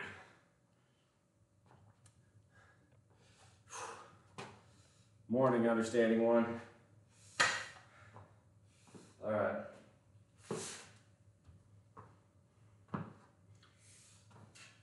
Yep. All right, last set.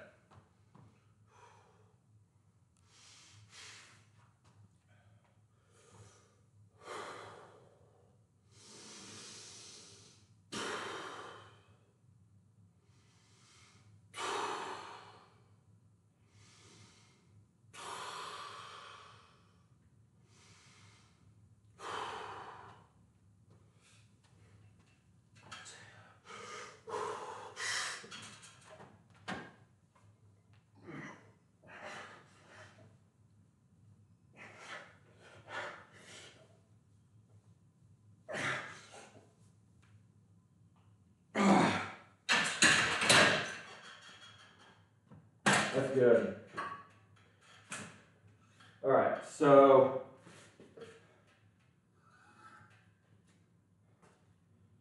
next up we do forehand curls on the barbell. So move this all off.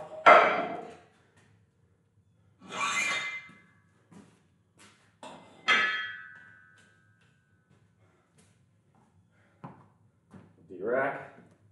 Do one more set of lat raises.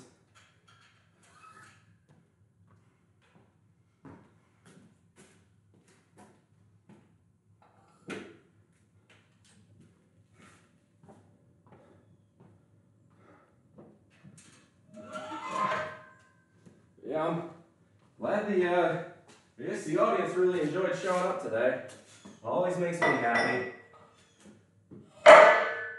Numbers or no numbers, I mean, ultimately I'd be doing the same workout no matter who was here. If the number on that screen was 0, wouldn't matter. But it's always great because it allows me to share advice, and usually when I have an audience this big, it means someone with some pretty decent expertise is in here, and oftentimes I end up learning just as much as I end up teaching. ASM PDX, thanks for the sub, I appreciate that. Off on Sundays I manage to wake up early. Yeah.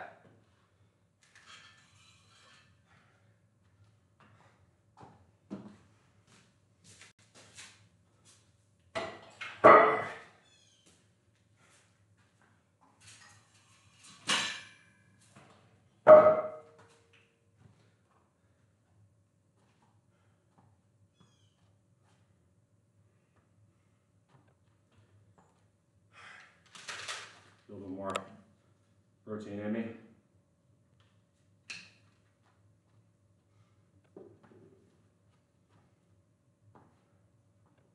So this time, let's see.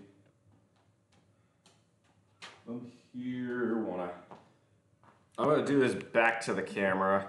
So the whole point of these is to hit these lats. So, right, we're gonna be the goal is gonna be vertical.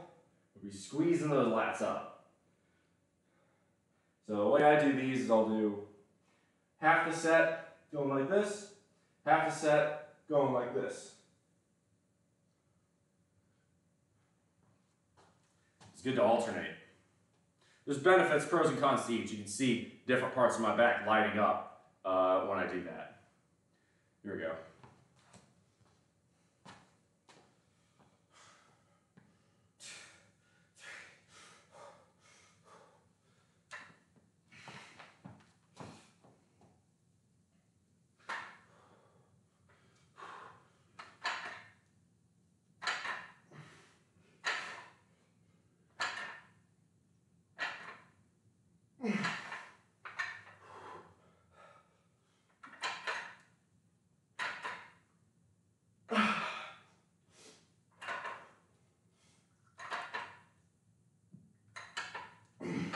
Come on. Finish strong, finish strong.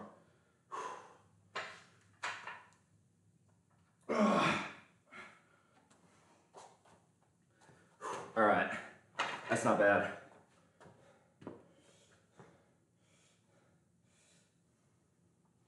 So do delts, forehand curls.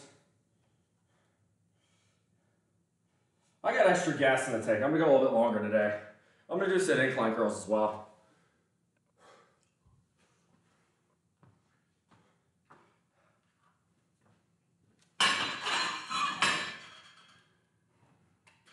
It's only 85 pounds. Forehand curls, you know, weight's not really the number one most important thing to hit. You're never gonna hit forehand curls. Also, these can also be called reverse curls. Especially with a straight bar, you're not gonna hit them as hard as you hit underhand, right?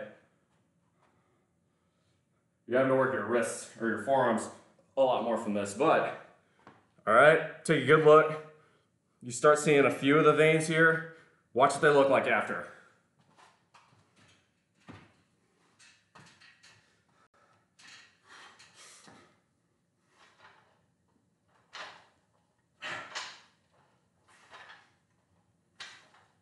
Come on.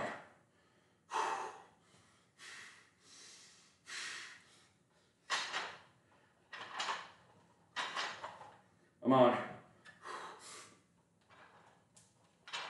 Oh, I'm starting to cheat on this one too. I should go down weight.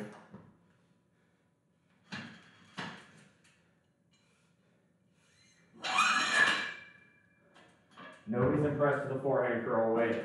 Doing the form right is more important.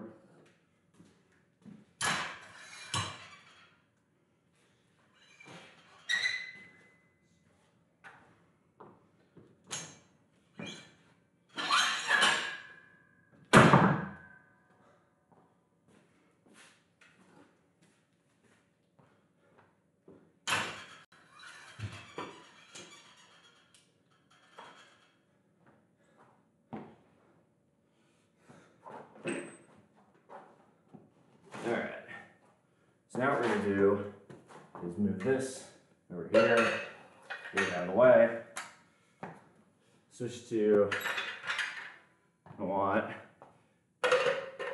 75 here.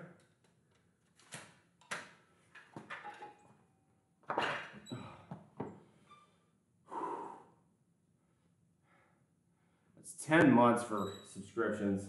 I do appreciate that, man. That's a lot of subscriptions. I am very grateful. So we're gonna hit single arm rows next. We'll hit another set of reverse curls. Really, again, the whole point of those, yeah, it's starting to show up a little bit better. You start seeing sort of almost spider web look of veins coming down the forearms.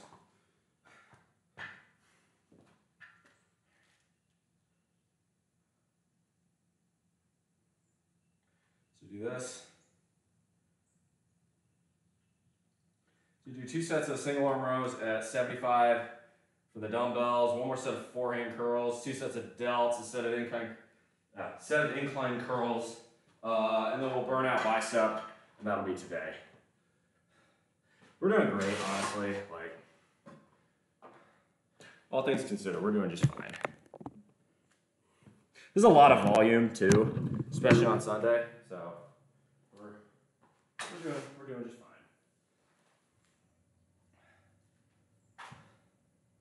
Let's go for a little motorhead by motorhead.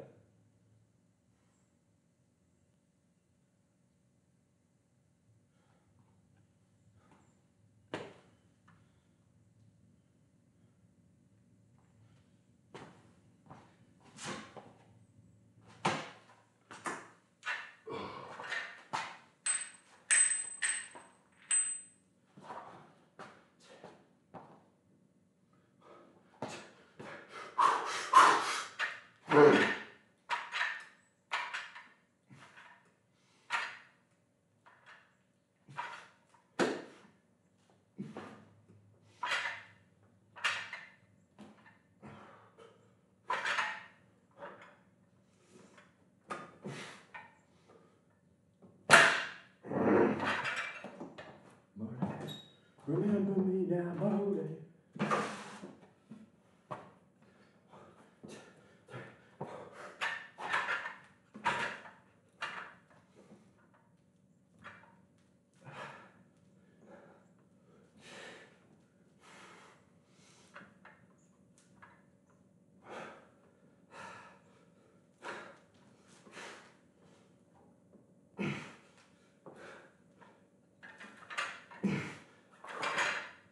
Damn.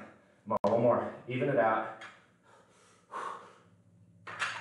Oh, that's tough.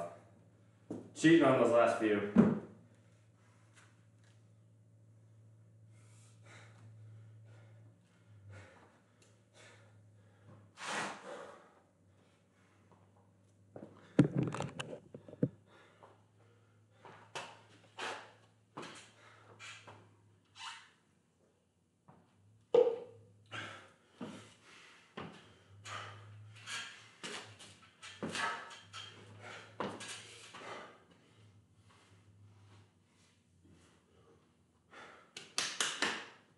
Wake fucking punk ass up, man. Ain't fucking finished. We ain't fucking done here, strong like bull.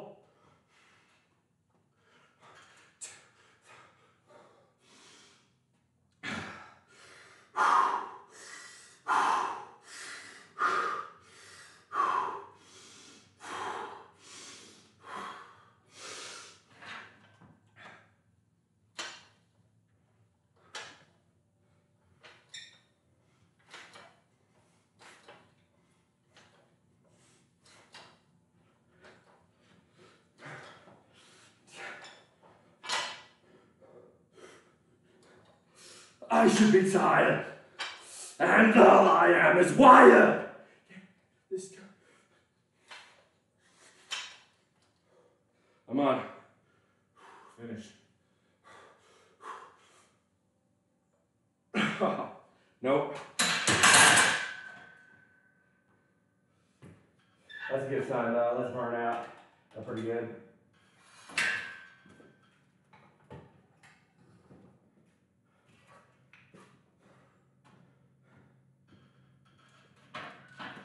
Alright, so I believe that's it for the barbell. We have a few dumbbell exercises left, but we're nearing the 90% mark on this workout. We got this, 2 sets of delts and 2 sets of curls left. That'd be pretty good. Stand by, y'all, I gotta pee.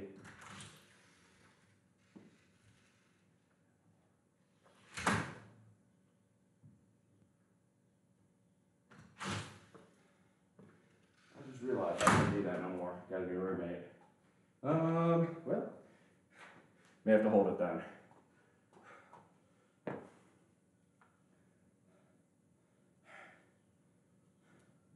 think it was 15. It was either 14 or 15. I don't remember. We'll do another set of single arms. Yeah, about 4 sets left. Let's go to a proto-punk song. We'll go I Want to Be Your Dog by Iggy and the Stooges.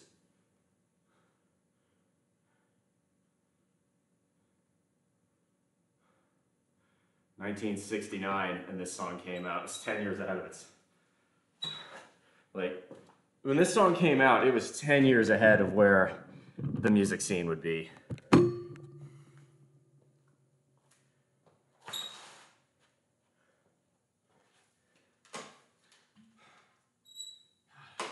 Got 40 people in here, holy crap. If any of y'all are new, first time viewers, welcome. Good to have you. My name is BullMuscle.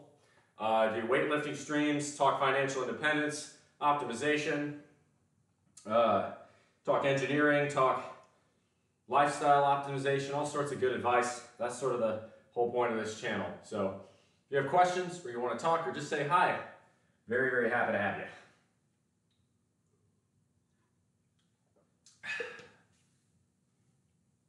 But Many Tacos says, better than watching birds out of the window. Ha! Well, I appreciate that. So we got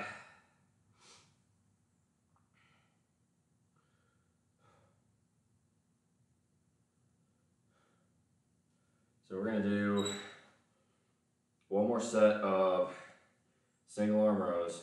Yeah, we got 5 sets left. This is tough. I'm definitely kind of pushing it a little bit harder today, which is what I want to do. I got enough rest. There's no reason I shouldn't be pushing it hard.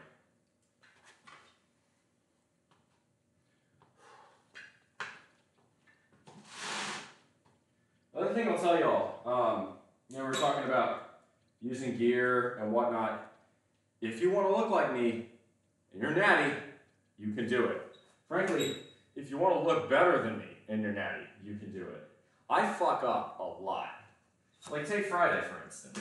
I went to an all-you-can-eat barbecue restaurant, and predictably, I said to myself, all right, I'm just going to stick to the pulled pork, keep it lean.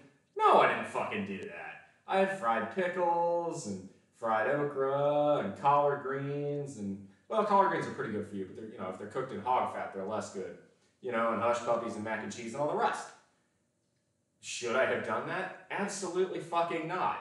But the point is, right, I will say, if you want to look like me, if you want to get to this, low to mid-teens level of body fat, and this aesthetic, if you put in the work, you can do that and still have, mini rum springas like that. You can still go out and, party it up, have some drinks if that's your poison.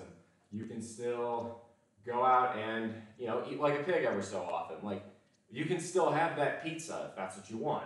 Just have to do that semi-reasonably. You can't be doing it all the time. But, if for every bad day like that, you have a good day like I did yesterday. Yesterday I had, I'll talk about this a bit. I had a protein shake, a non-alcoholic beer, a can of salmon, 2 tortillas, some salsa, a couple slices of bread, some cheese, a few hard-boiled eggs, and a cookie. I ended up having about 2,350 calories yesterday, 216 grams of protein, which is still pretty darn good. That's actually a bit low for what I'm trying to do in terms of calories. I could probably afford to have a little bit more of something special, but that's the point. You don't need to eat nothing but chicken and broccoli to get where you want to be. Are you planning on competing? No. I did this for my own mental health and satisfaction. I don't need to compete. All right, let's do this. I Want to Be Your Dog by Iggy and the Stooges.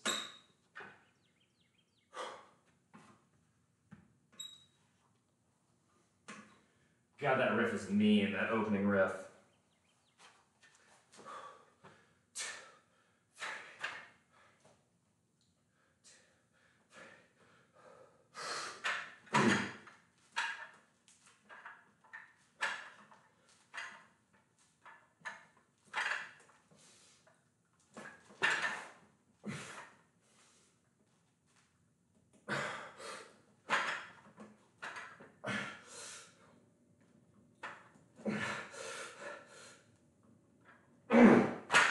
God, those last few of the underhand hurts so much. Come on! Finish!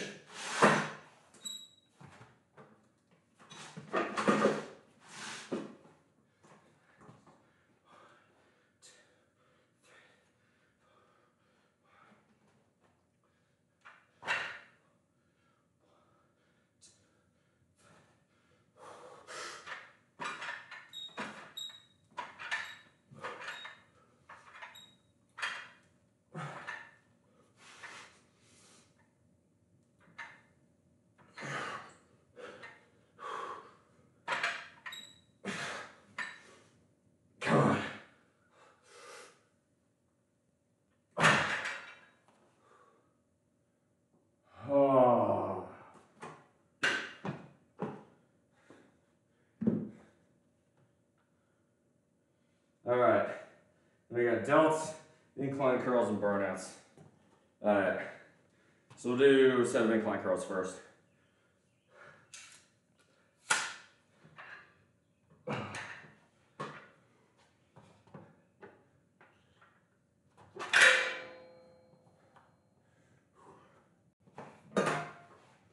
Now, you don't need to be a competition weightlifter to enjoy a good aesthetic Like, right, the primary reason I do this is up here. I work a high-stress job. I'm a nuclear engineer. If I didn't have a way to vent the frustrations, the trials and tribulations of my day job, I'd blow my stack. We all would. We as humans are not meant to do biologically what modern society is asking us to do. That is increasingly heavier mental taxation, mental loads with no physical outlet. As humans, we're meant to handle those high mental stress situations, but we're also meant to handle equally high physical stress situations. Talking, going back to the days when we as a species were hunter-gatherers. How the hell are we going to kill this woolly mammoth type shit, right? Don't shy away from the physical exertion. What you find is that physical exertion is going to make you stronger mentally as well. It also builds mental toughness. So no food is bad. You just need to be aware about what your input should clearly do. Healthy relationship with food. Not viewing some as good and some as bad. Yes. Okay. So you can view food is only as good as its nutritional content. It's micronutrients and macronutrients. So there's some interesting conclusions one can make about that. Take fruit, for instance, okay?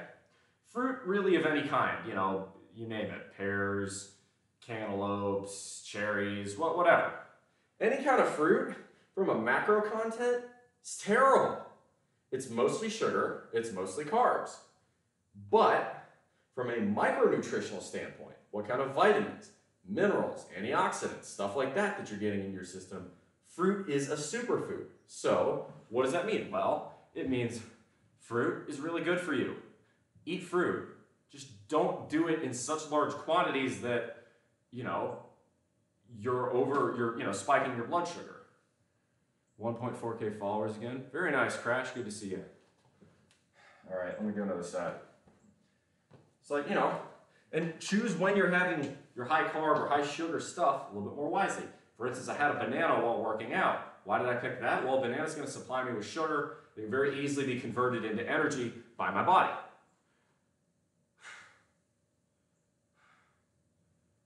Let's go. Come on, we're almost done. I need another good song here. Let's go.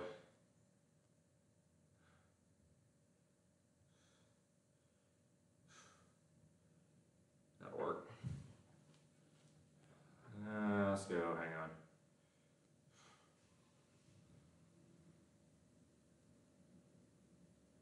There we go. See Killed by Death by Motorhead. It's always a good shot. In the arm. Let's finish strong. We got 4 sets left. I know we've been going slow today, but it's also, good to talk. I'm enjoying it,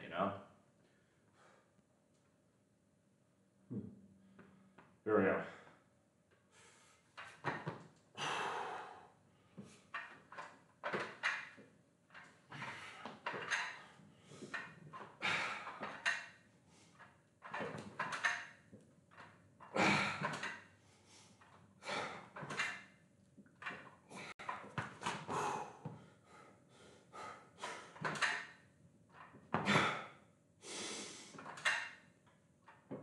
Come on.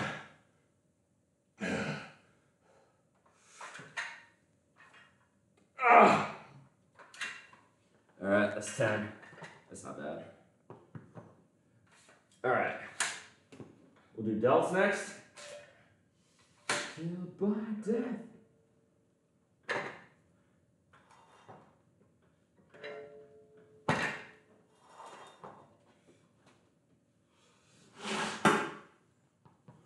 Mr. Stash. Yeah, I shaved it. It was time. You brought your educational program to the 5 to 7 paper. Woo, fun time. Hell yeah, bro. Well, I'm glad to have you here. Always good to see you.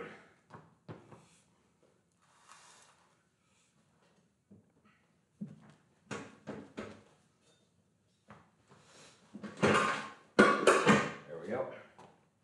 A little bit further. So delts, what are we doing here? That's the idea. These are basically flies, but they're just reversed.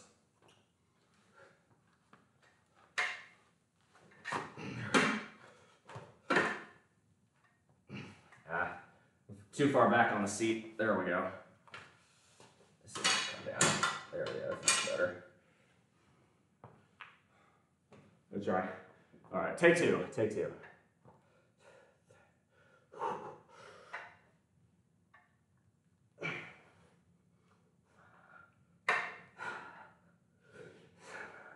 One.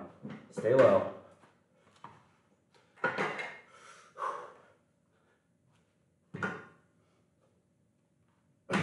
All right.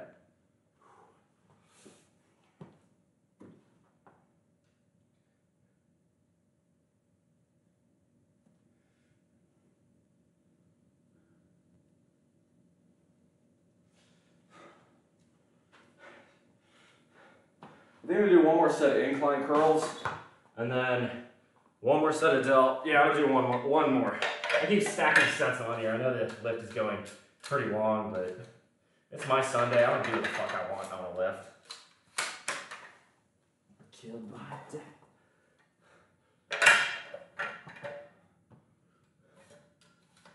Killed by death. Killed by death.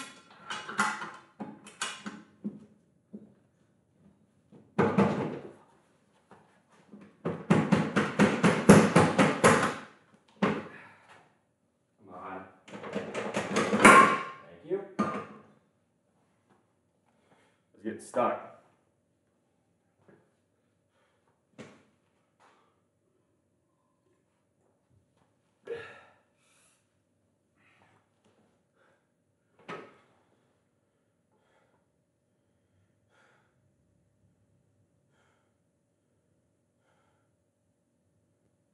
Let's get Crazy World of Scorpions. It's another one of those songs that really hits close to home given my day job.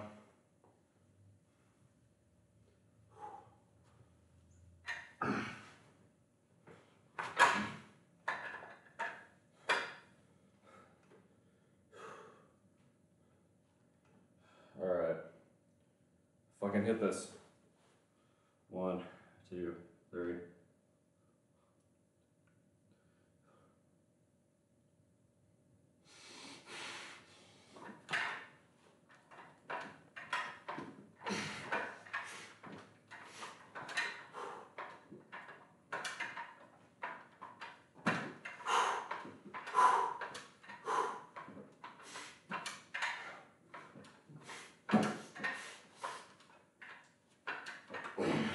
Come on!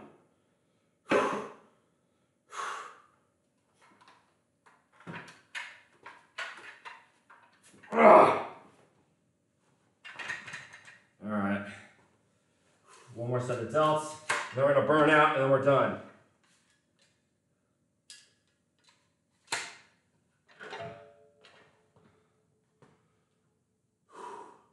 This is big hamstrings. You ever see hamstrings from here? You say so.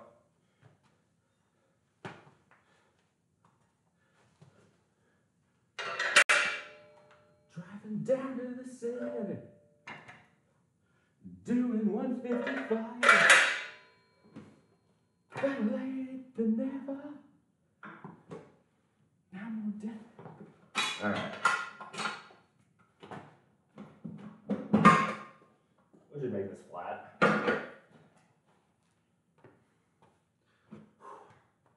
All right, last set of delts. So we got one set left on delts, and then finally figure out my left hamstring by doing isolated hamstring curls. Oh, those will burn you up. That's good, yeah. ISO exercises like that will hit. So the hamstring, in some ways, is quite a parallel to the bicep. Think about it, right? So leg curl, right? Leg curl. You have your contracting muscle on a curl, it's gonna be your hamstring. Contracting muscle on a curl is gonna be your bicep.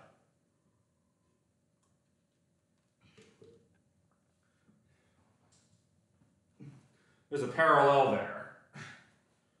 All right.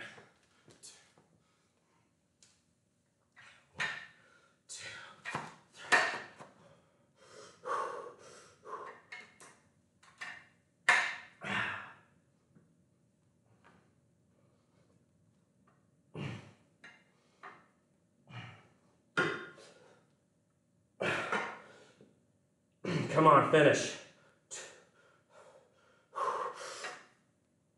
All right, that's 8. All right.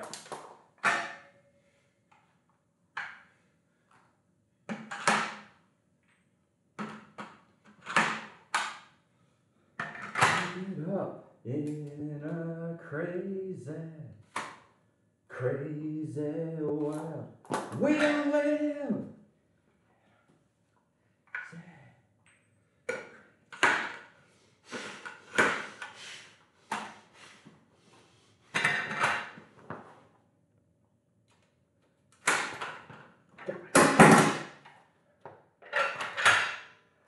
All right. Now,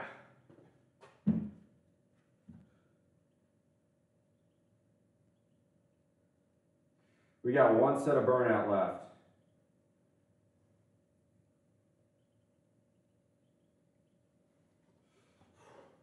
We're going to start with 50s, 40s, 30s, 20s, and finish it down.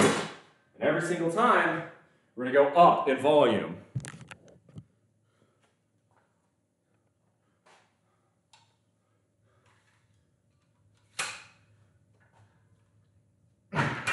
Trigger bell once again being a smart ass. I see you. Funny. Telling myself to finish, not so much the dumbbells. All right. So we're going to do 50s down to 10s.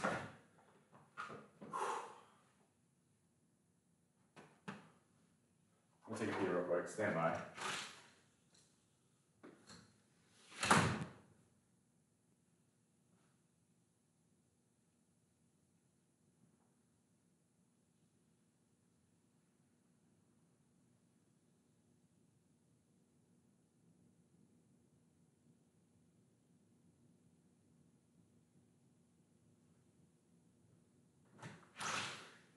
Okay.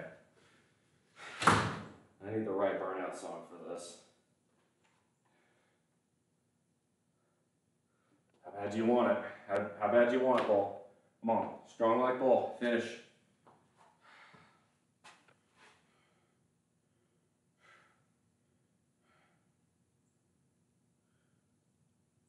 No.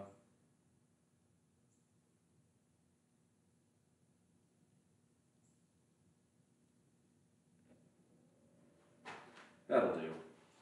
Anthrax will work. All right.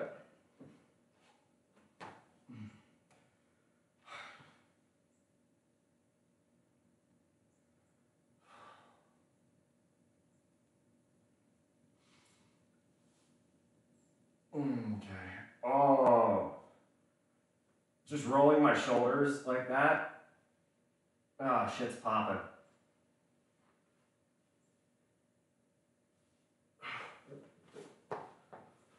Okay.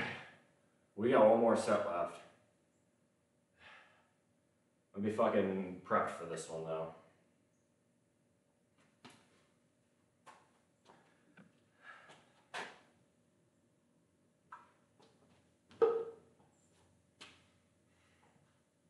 Alright, is that right?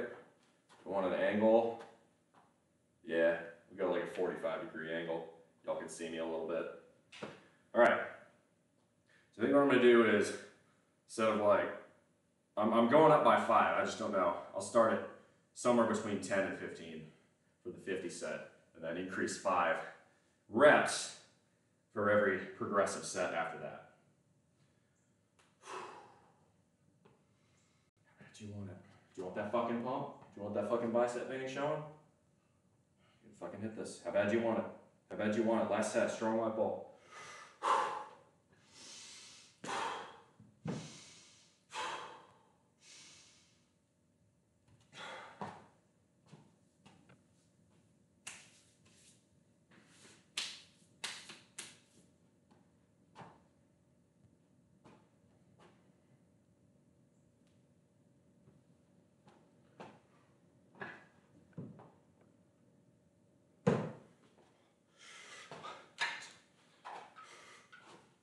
Whoa.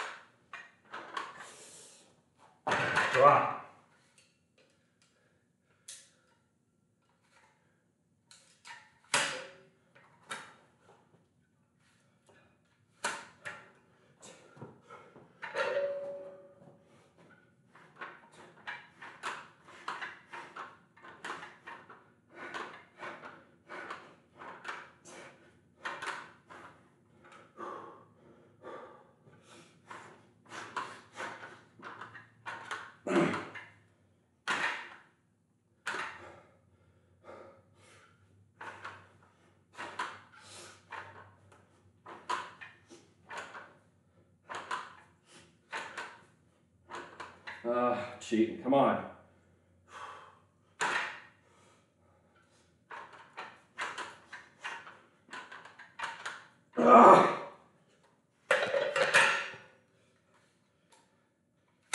Drop.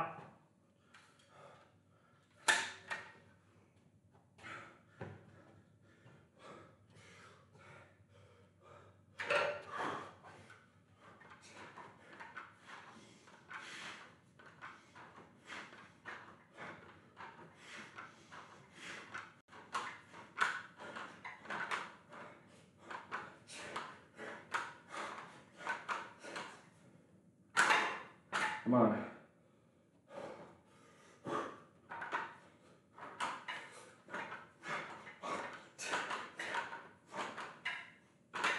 Come on, come on.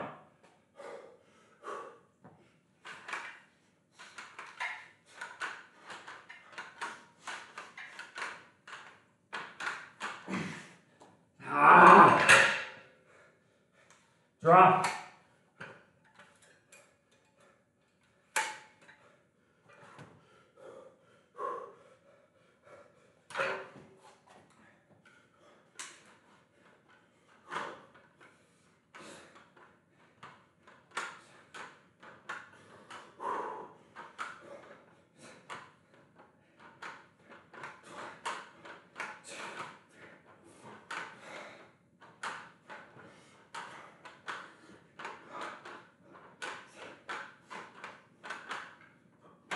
Come on.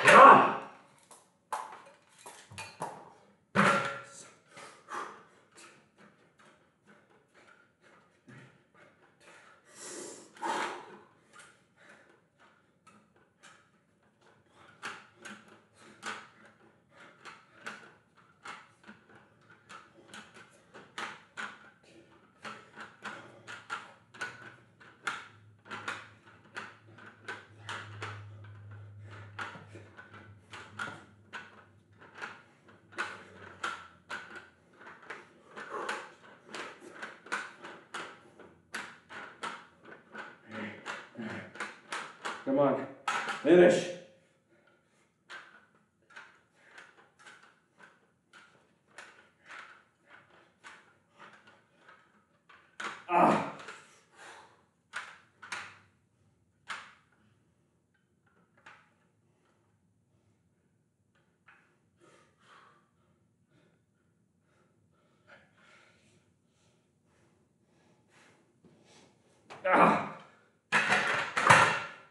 Yeah. Oh, there's the pump. Woo! That hurt.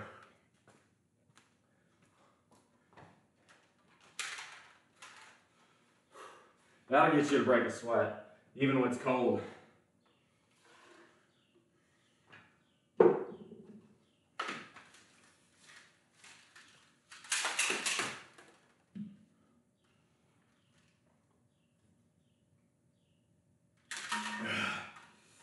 That was hard. Definitely had form breaking these last few reps for each set, which is kind of what you want. If you're not pushing it to the point where your form's starting to suffer on a burnout set, what are you doing?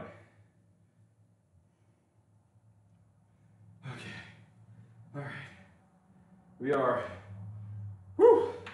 done a rather intense workout. It is 63 degrees in here, so it's actually quite pleasant. And now we're on to the Q&A section of the server. Okay, so this is kind of funny. When my body's warm and I got blood flowing, especially on bicep day, I'll have 4 notches here on my watch. Usually, especially in the wintertime, blood flow is restricted, especially to the periphery, you know, it'll be 5 at best. But after bicep curls, like noticeably thicker in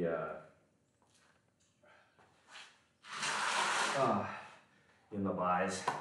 So I forgot to I forgot to measure myself this morning. I was supposed to do that. That's okay. I'll do it some other morning. Always best to measure yourself at the same time and usually before a workout, because obviously, right, you're gonna have a pump, which is terrific. I love having a pump, but that's not, you shouldn't be, right, you shouldn't be trying to give yourself that extra little bit. You should be satisfied with what you got. Now you know how my neck feels with your grip on my neck. Well, I mean, I don't wear this super tight. It's not like it's a heart rate monitor on here, so there's no need to do that.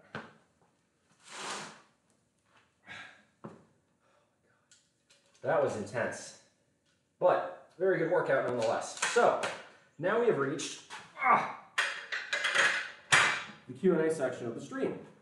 So if you guys have any questions about diet, fitness, exercise, the future of the server, the future of the channel, you know, my upcoming potentially moving in 2024, now's the time to ask.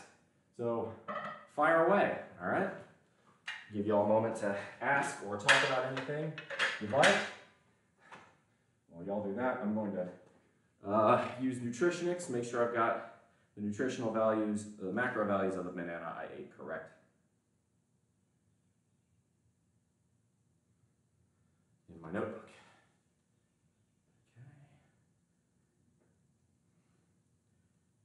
Okay. Banana. 110 calories, seems about right. Oh my God, just writing hurts. That's a good sign. 1 gram of protein, half a gram of fat, 27 grams of carbs. 3 of those are fiber, so net, that's about right. So I've had just a tick under 500 grams or 500 calories today, but I've had 65 grams of protein, so that's pretty good. So let's see, what else do I need to do today?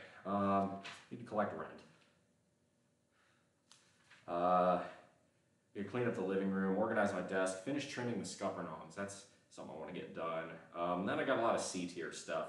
So in my to-do, I'll do weekly to-dos, and I'll do A-tier stuff, which is stuff that's gotta fucking get done. B-tier stuff, which is really should either get done this week or next week, but it's not uber critical. And then C-tier stuff, which is, you know, sort of more a list of honeydews, like, I don't have to get this done, but it'd be nice to eventually get it done. So, I can knock that one off. Did that. Yeah.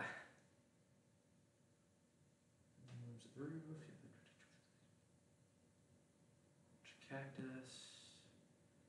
Trim the compost. Yeah. All right.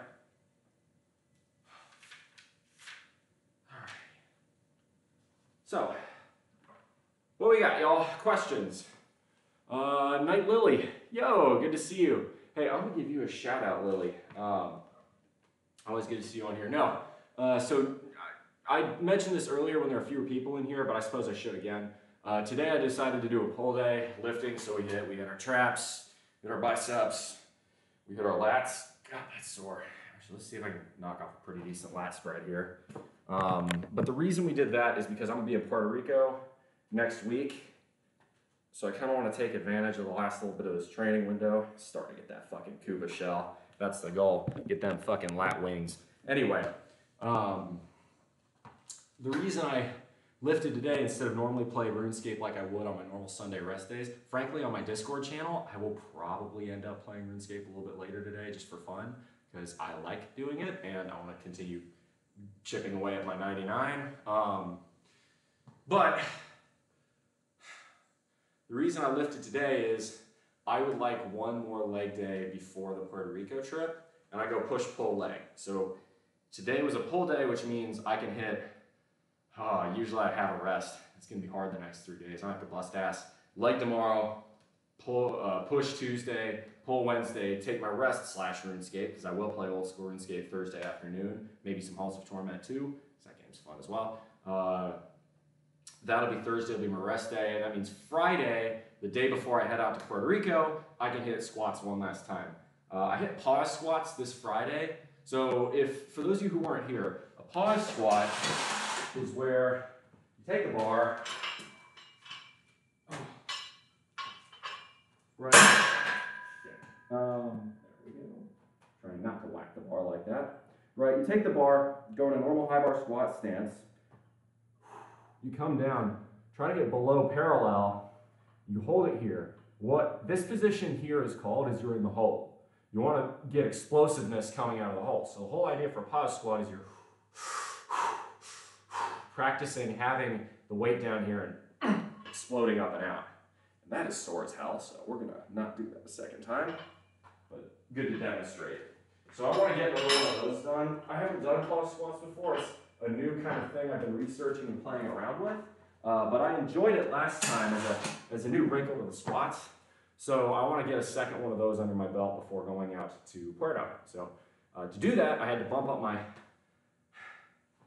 my normal schedule, I would rested today, and then my leg day would have been Saturday, but I'm leaving for Puerto on Saturday, so I had to bump things up a little bit.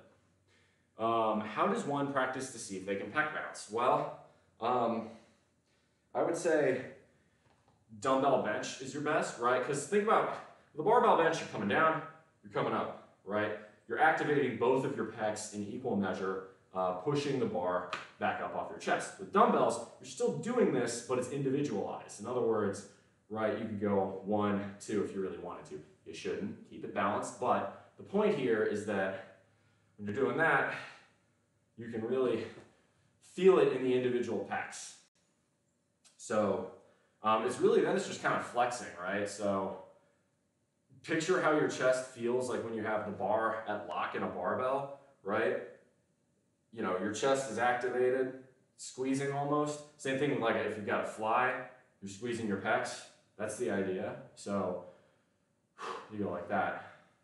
Lily, let me give you a shout out.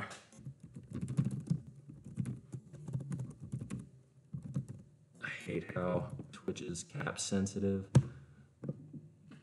Go check out Lily. She does. Are you still doing League, or have you done? Have you switched to a different game? Either way, y'all check out Lily. She's great.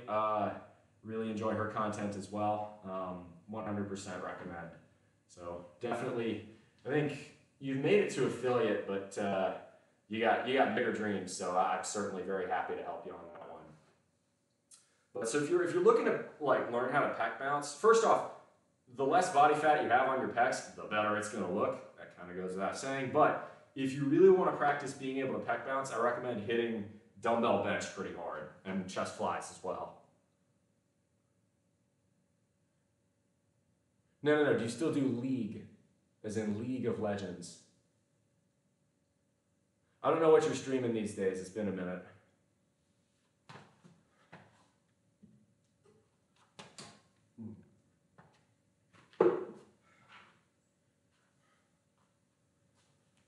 Oh, man. Oh, my whole body's sore now. So that's 3 days in a row. Which is good, you know. It's what you want, but... Oh, I'm gonna hit... God, that's gonna be 6 days of lifting in a row. I'm going to be dead in the water Wednesday afternoon. Like, I'm gonna be shot. The whole central nervous system is gonna be pretty fried. That means I should probably not do a heavy deadlift day tomorrow. Part of me wants to, because it would be good. Be good for my back. Be good for my explosiveness, but if I want to hit pause squats, I want to hit them really hard on Friday, and I'm going to have done 6 consecutive lifts, I should probably make it more of a leg press day. I'll think that one over. I got to decide what I want to do tomorrow. See, the nice thing is, okay, so for reasons that I can only define as stupid, the site gym does not have a squat rack, but it does have a leg press machine, and it's one of those 40-degree leg press machines where you're pushing it, you know, diagonally, you're pushing it up and forward. So those are nice, but at the same time, you know, it means my options are limited. Like I can't do a squat day at the site gym. Just can't do it. But, you know, I can do deadlifts or I can do leg press. Or I can do a combination. I might even consider, might do like some power cleans. That might be the move. Instead of doing deadlifts, might do like an Olympic lifts or a cleans. Maybe do maybe like 5 sets of power cleans. And then just do leg press for like a lot of high volume, leg curls, leg extensions. Maybe throw in some rear pulls or pullovers. That'll probably be good enough. I like that. I might do that. I might hit power cleans real heavy tomorrow. That might be the move. All right, so we are actually going to look to raid someone pretty soon here. Would you look at that? Well, looks like Night Lily is indeed live and is indeed streaming League, so you best believe we are going to raid her because she's fucking awesome. She actually like knows what the fuck she's doing. I certainly do not, because like I'm not a gamer. Looks to me like we don't have any other questions. So going forward, if you want to hang out with me off hours, I'm usually on my Discord. Please, for those of you who are lurkers, go check me out. All right, got a lot of good stuff there. Don't be a stranger. If you want to come and be part of the community, if you want to be talking on here, if you want to be friends, you know, that's the way to do it. It's very difficult for me to, you know, I have to try and find a balance between, you know, trying to be a little bit too open and then, you know, trying not to distance myself too much. I really do try to make myself fairly accessible, but, you know, if you want to hang out, you got to meet me halfway. So recommend the Discord. Otherwise, I will be live again on Thursday. We will be on a rest day. I will probably be playing old school RuneScape and maybe a game or two of Halls of Torture or Halls of Torment, excuse me. So that's going to be it for today. Let's go raid Night Lily. So thank you very much, Johnny, for the raid, by the way. If you guys didn't go check him out, make sure you did so. Make sure you do so. But we're going to raid Night Lily. All right. That is going to be it for today. As always, y'all, make good decisions. Those good decisions form habits. Those habits form values. Those values can be an ethos that can be your guiding star through the rough waters of life. Much love, y'all. Come in for the hug. Big bull hug. See you Thursday. Or on the Discord. Raid message is Bull Rush, by the way.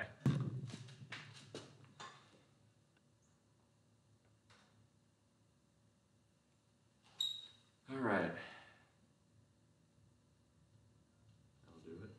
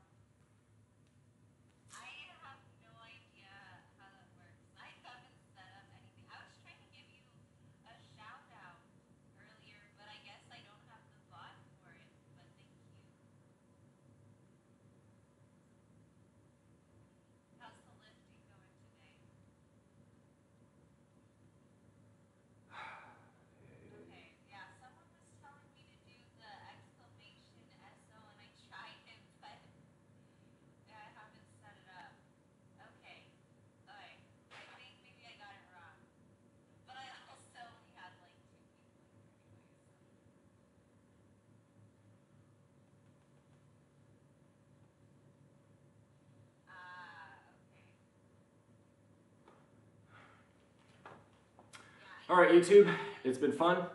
Much love. See you later.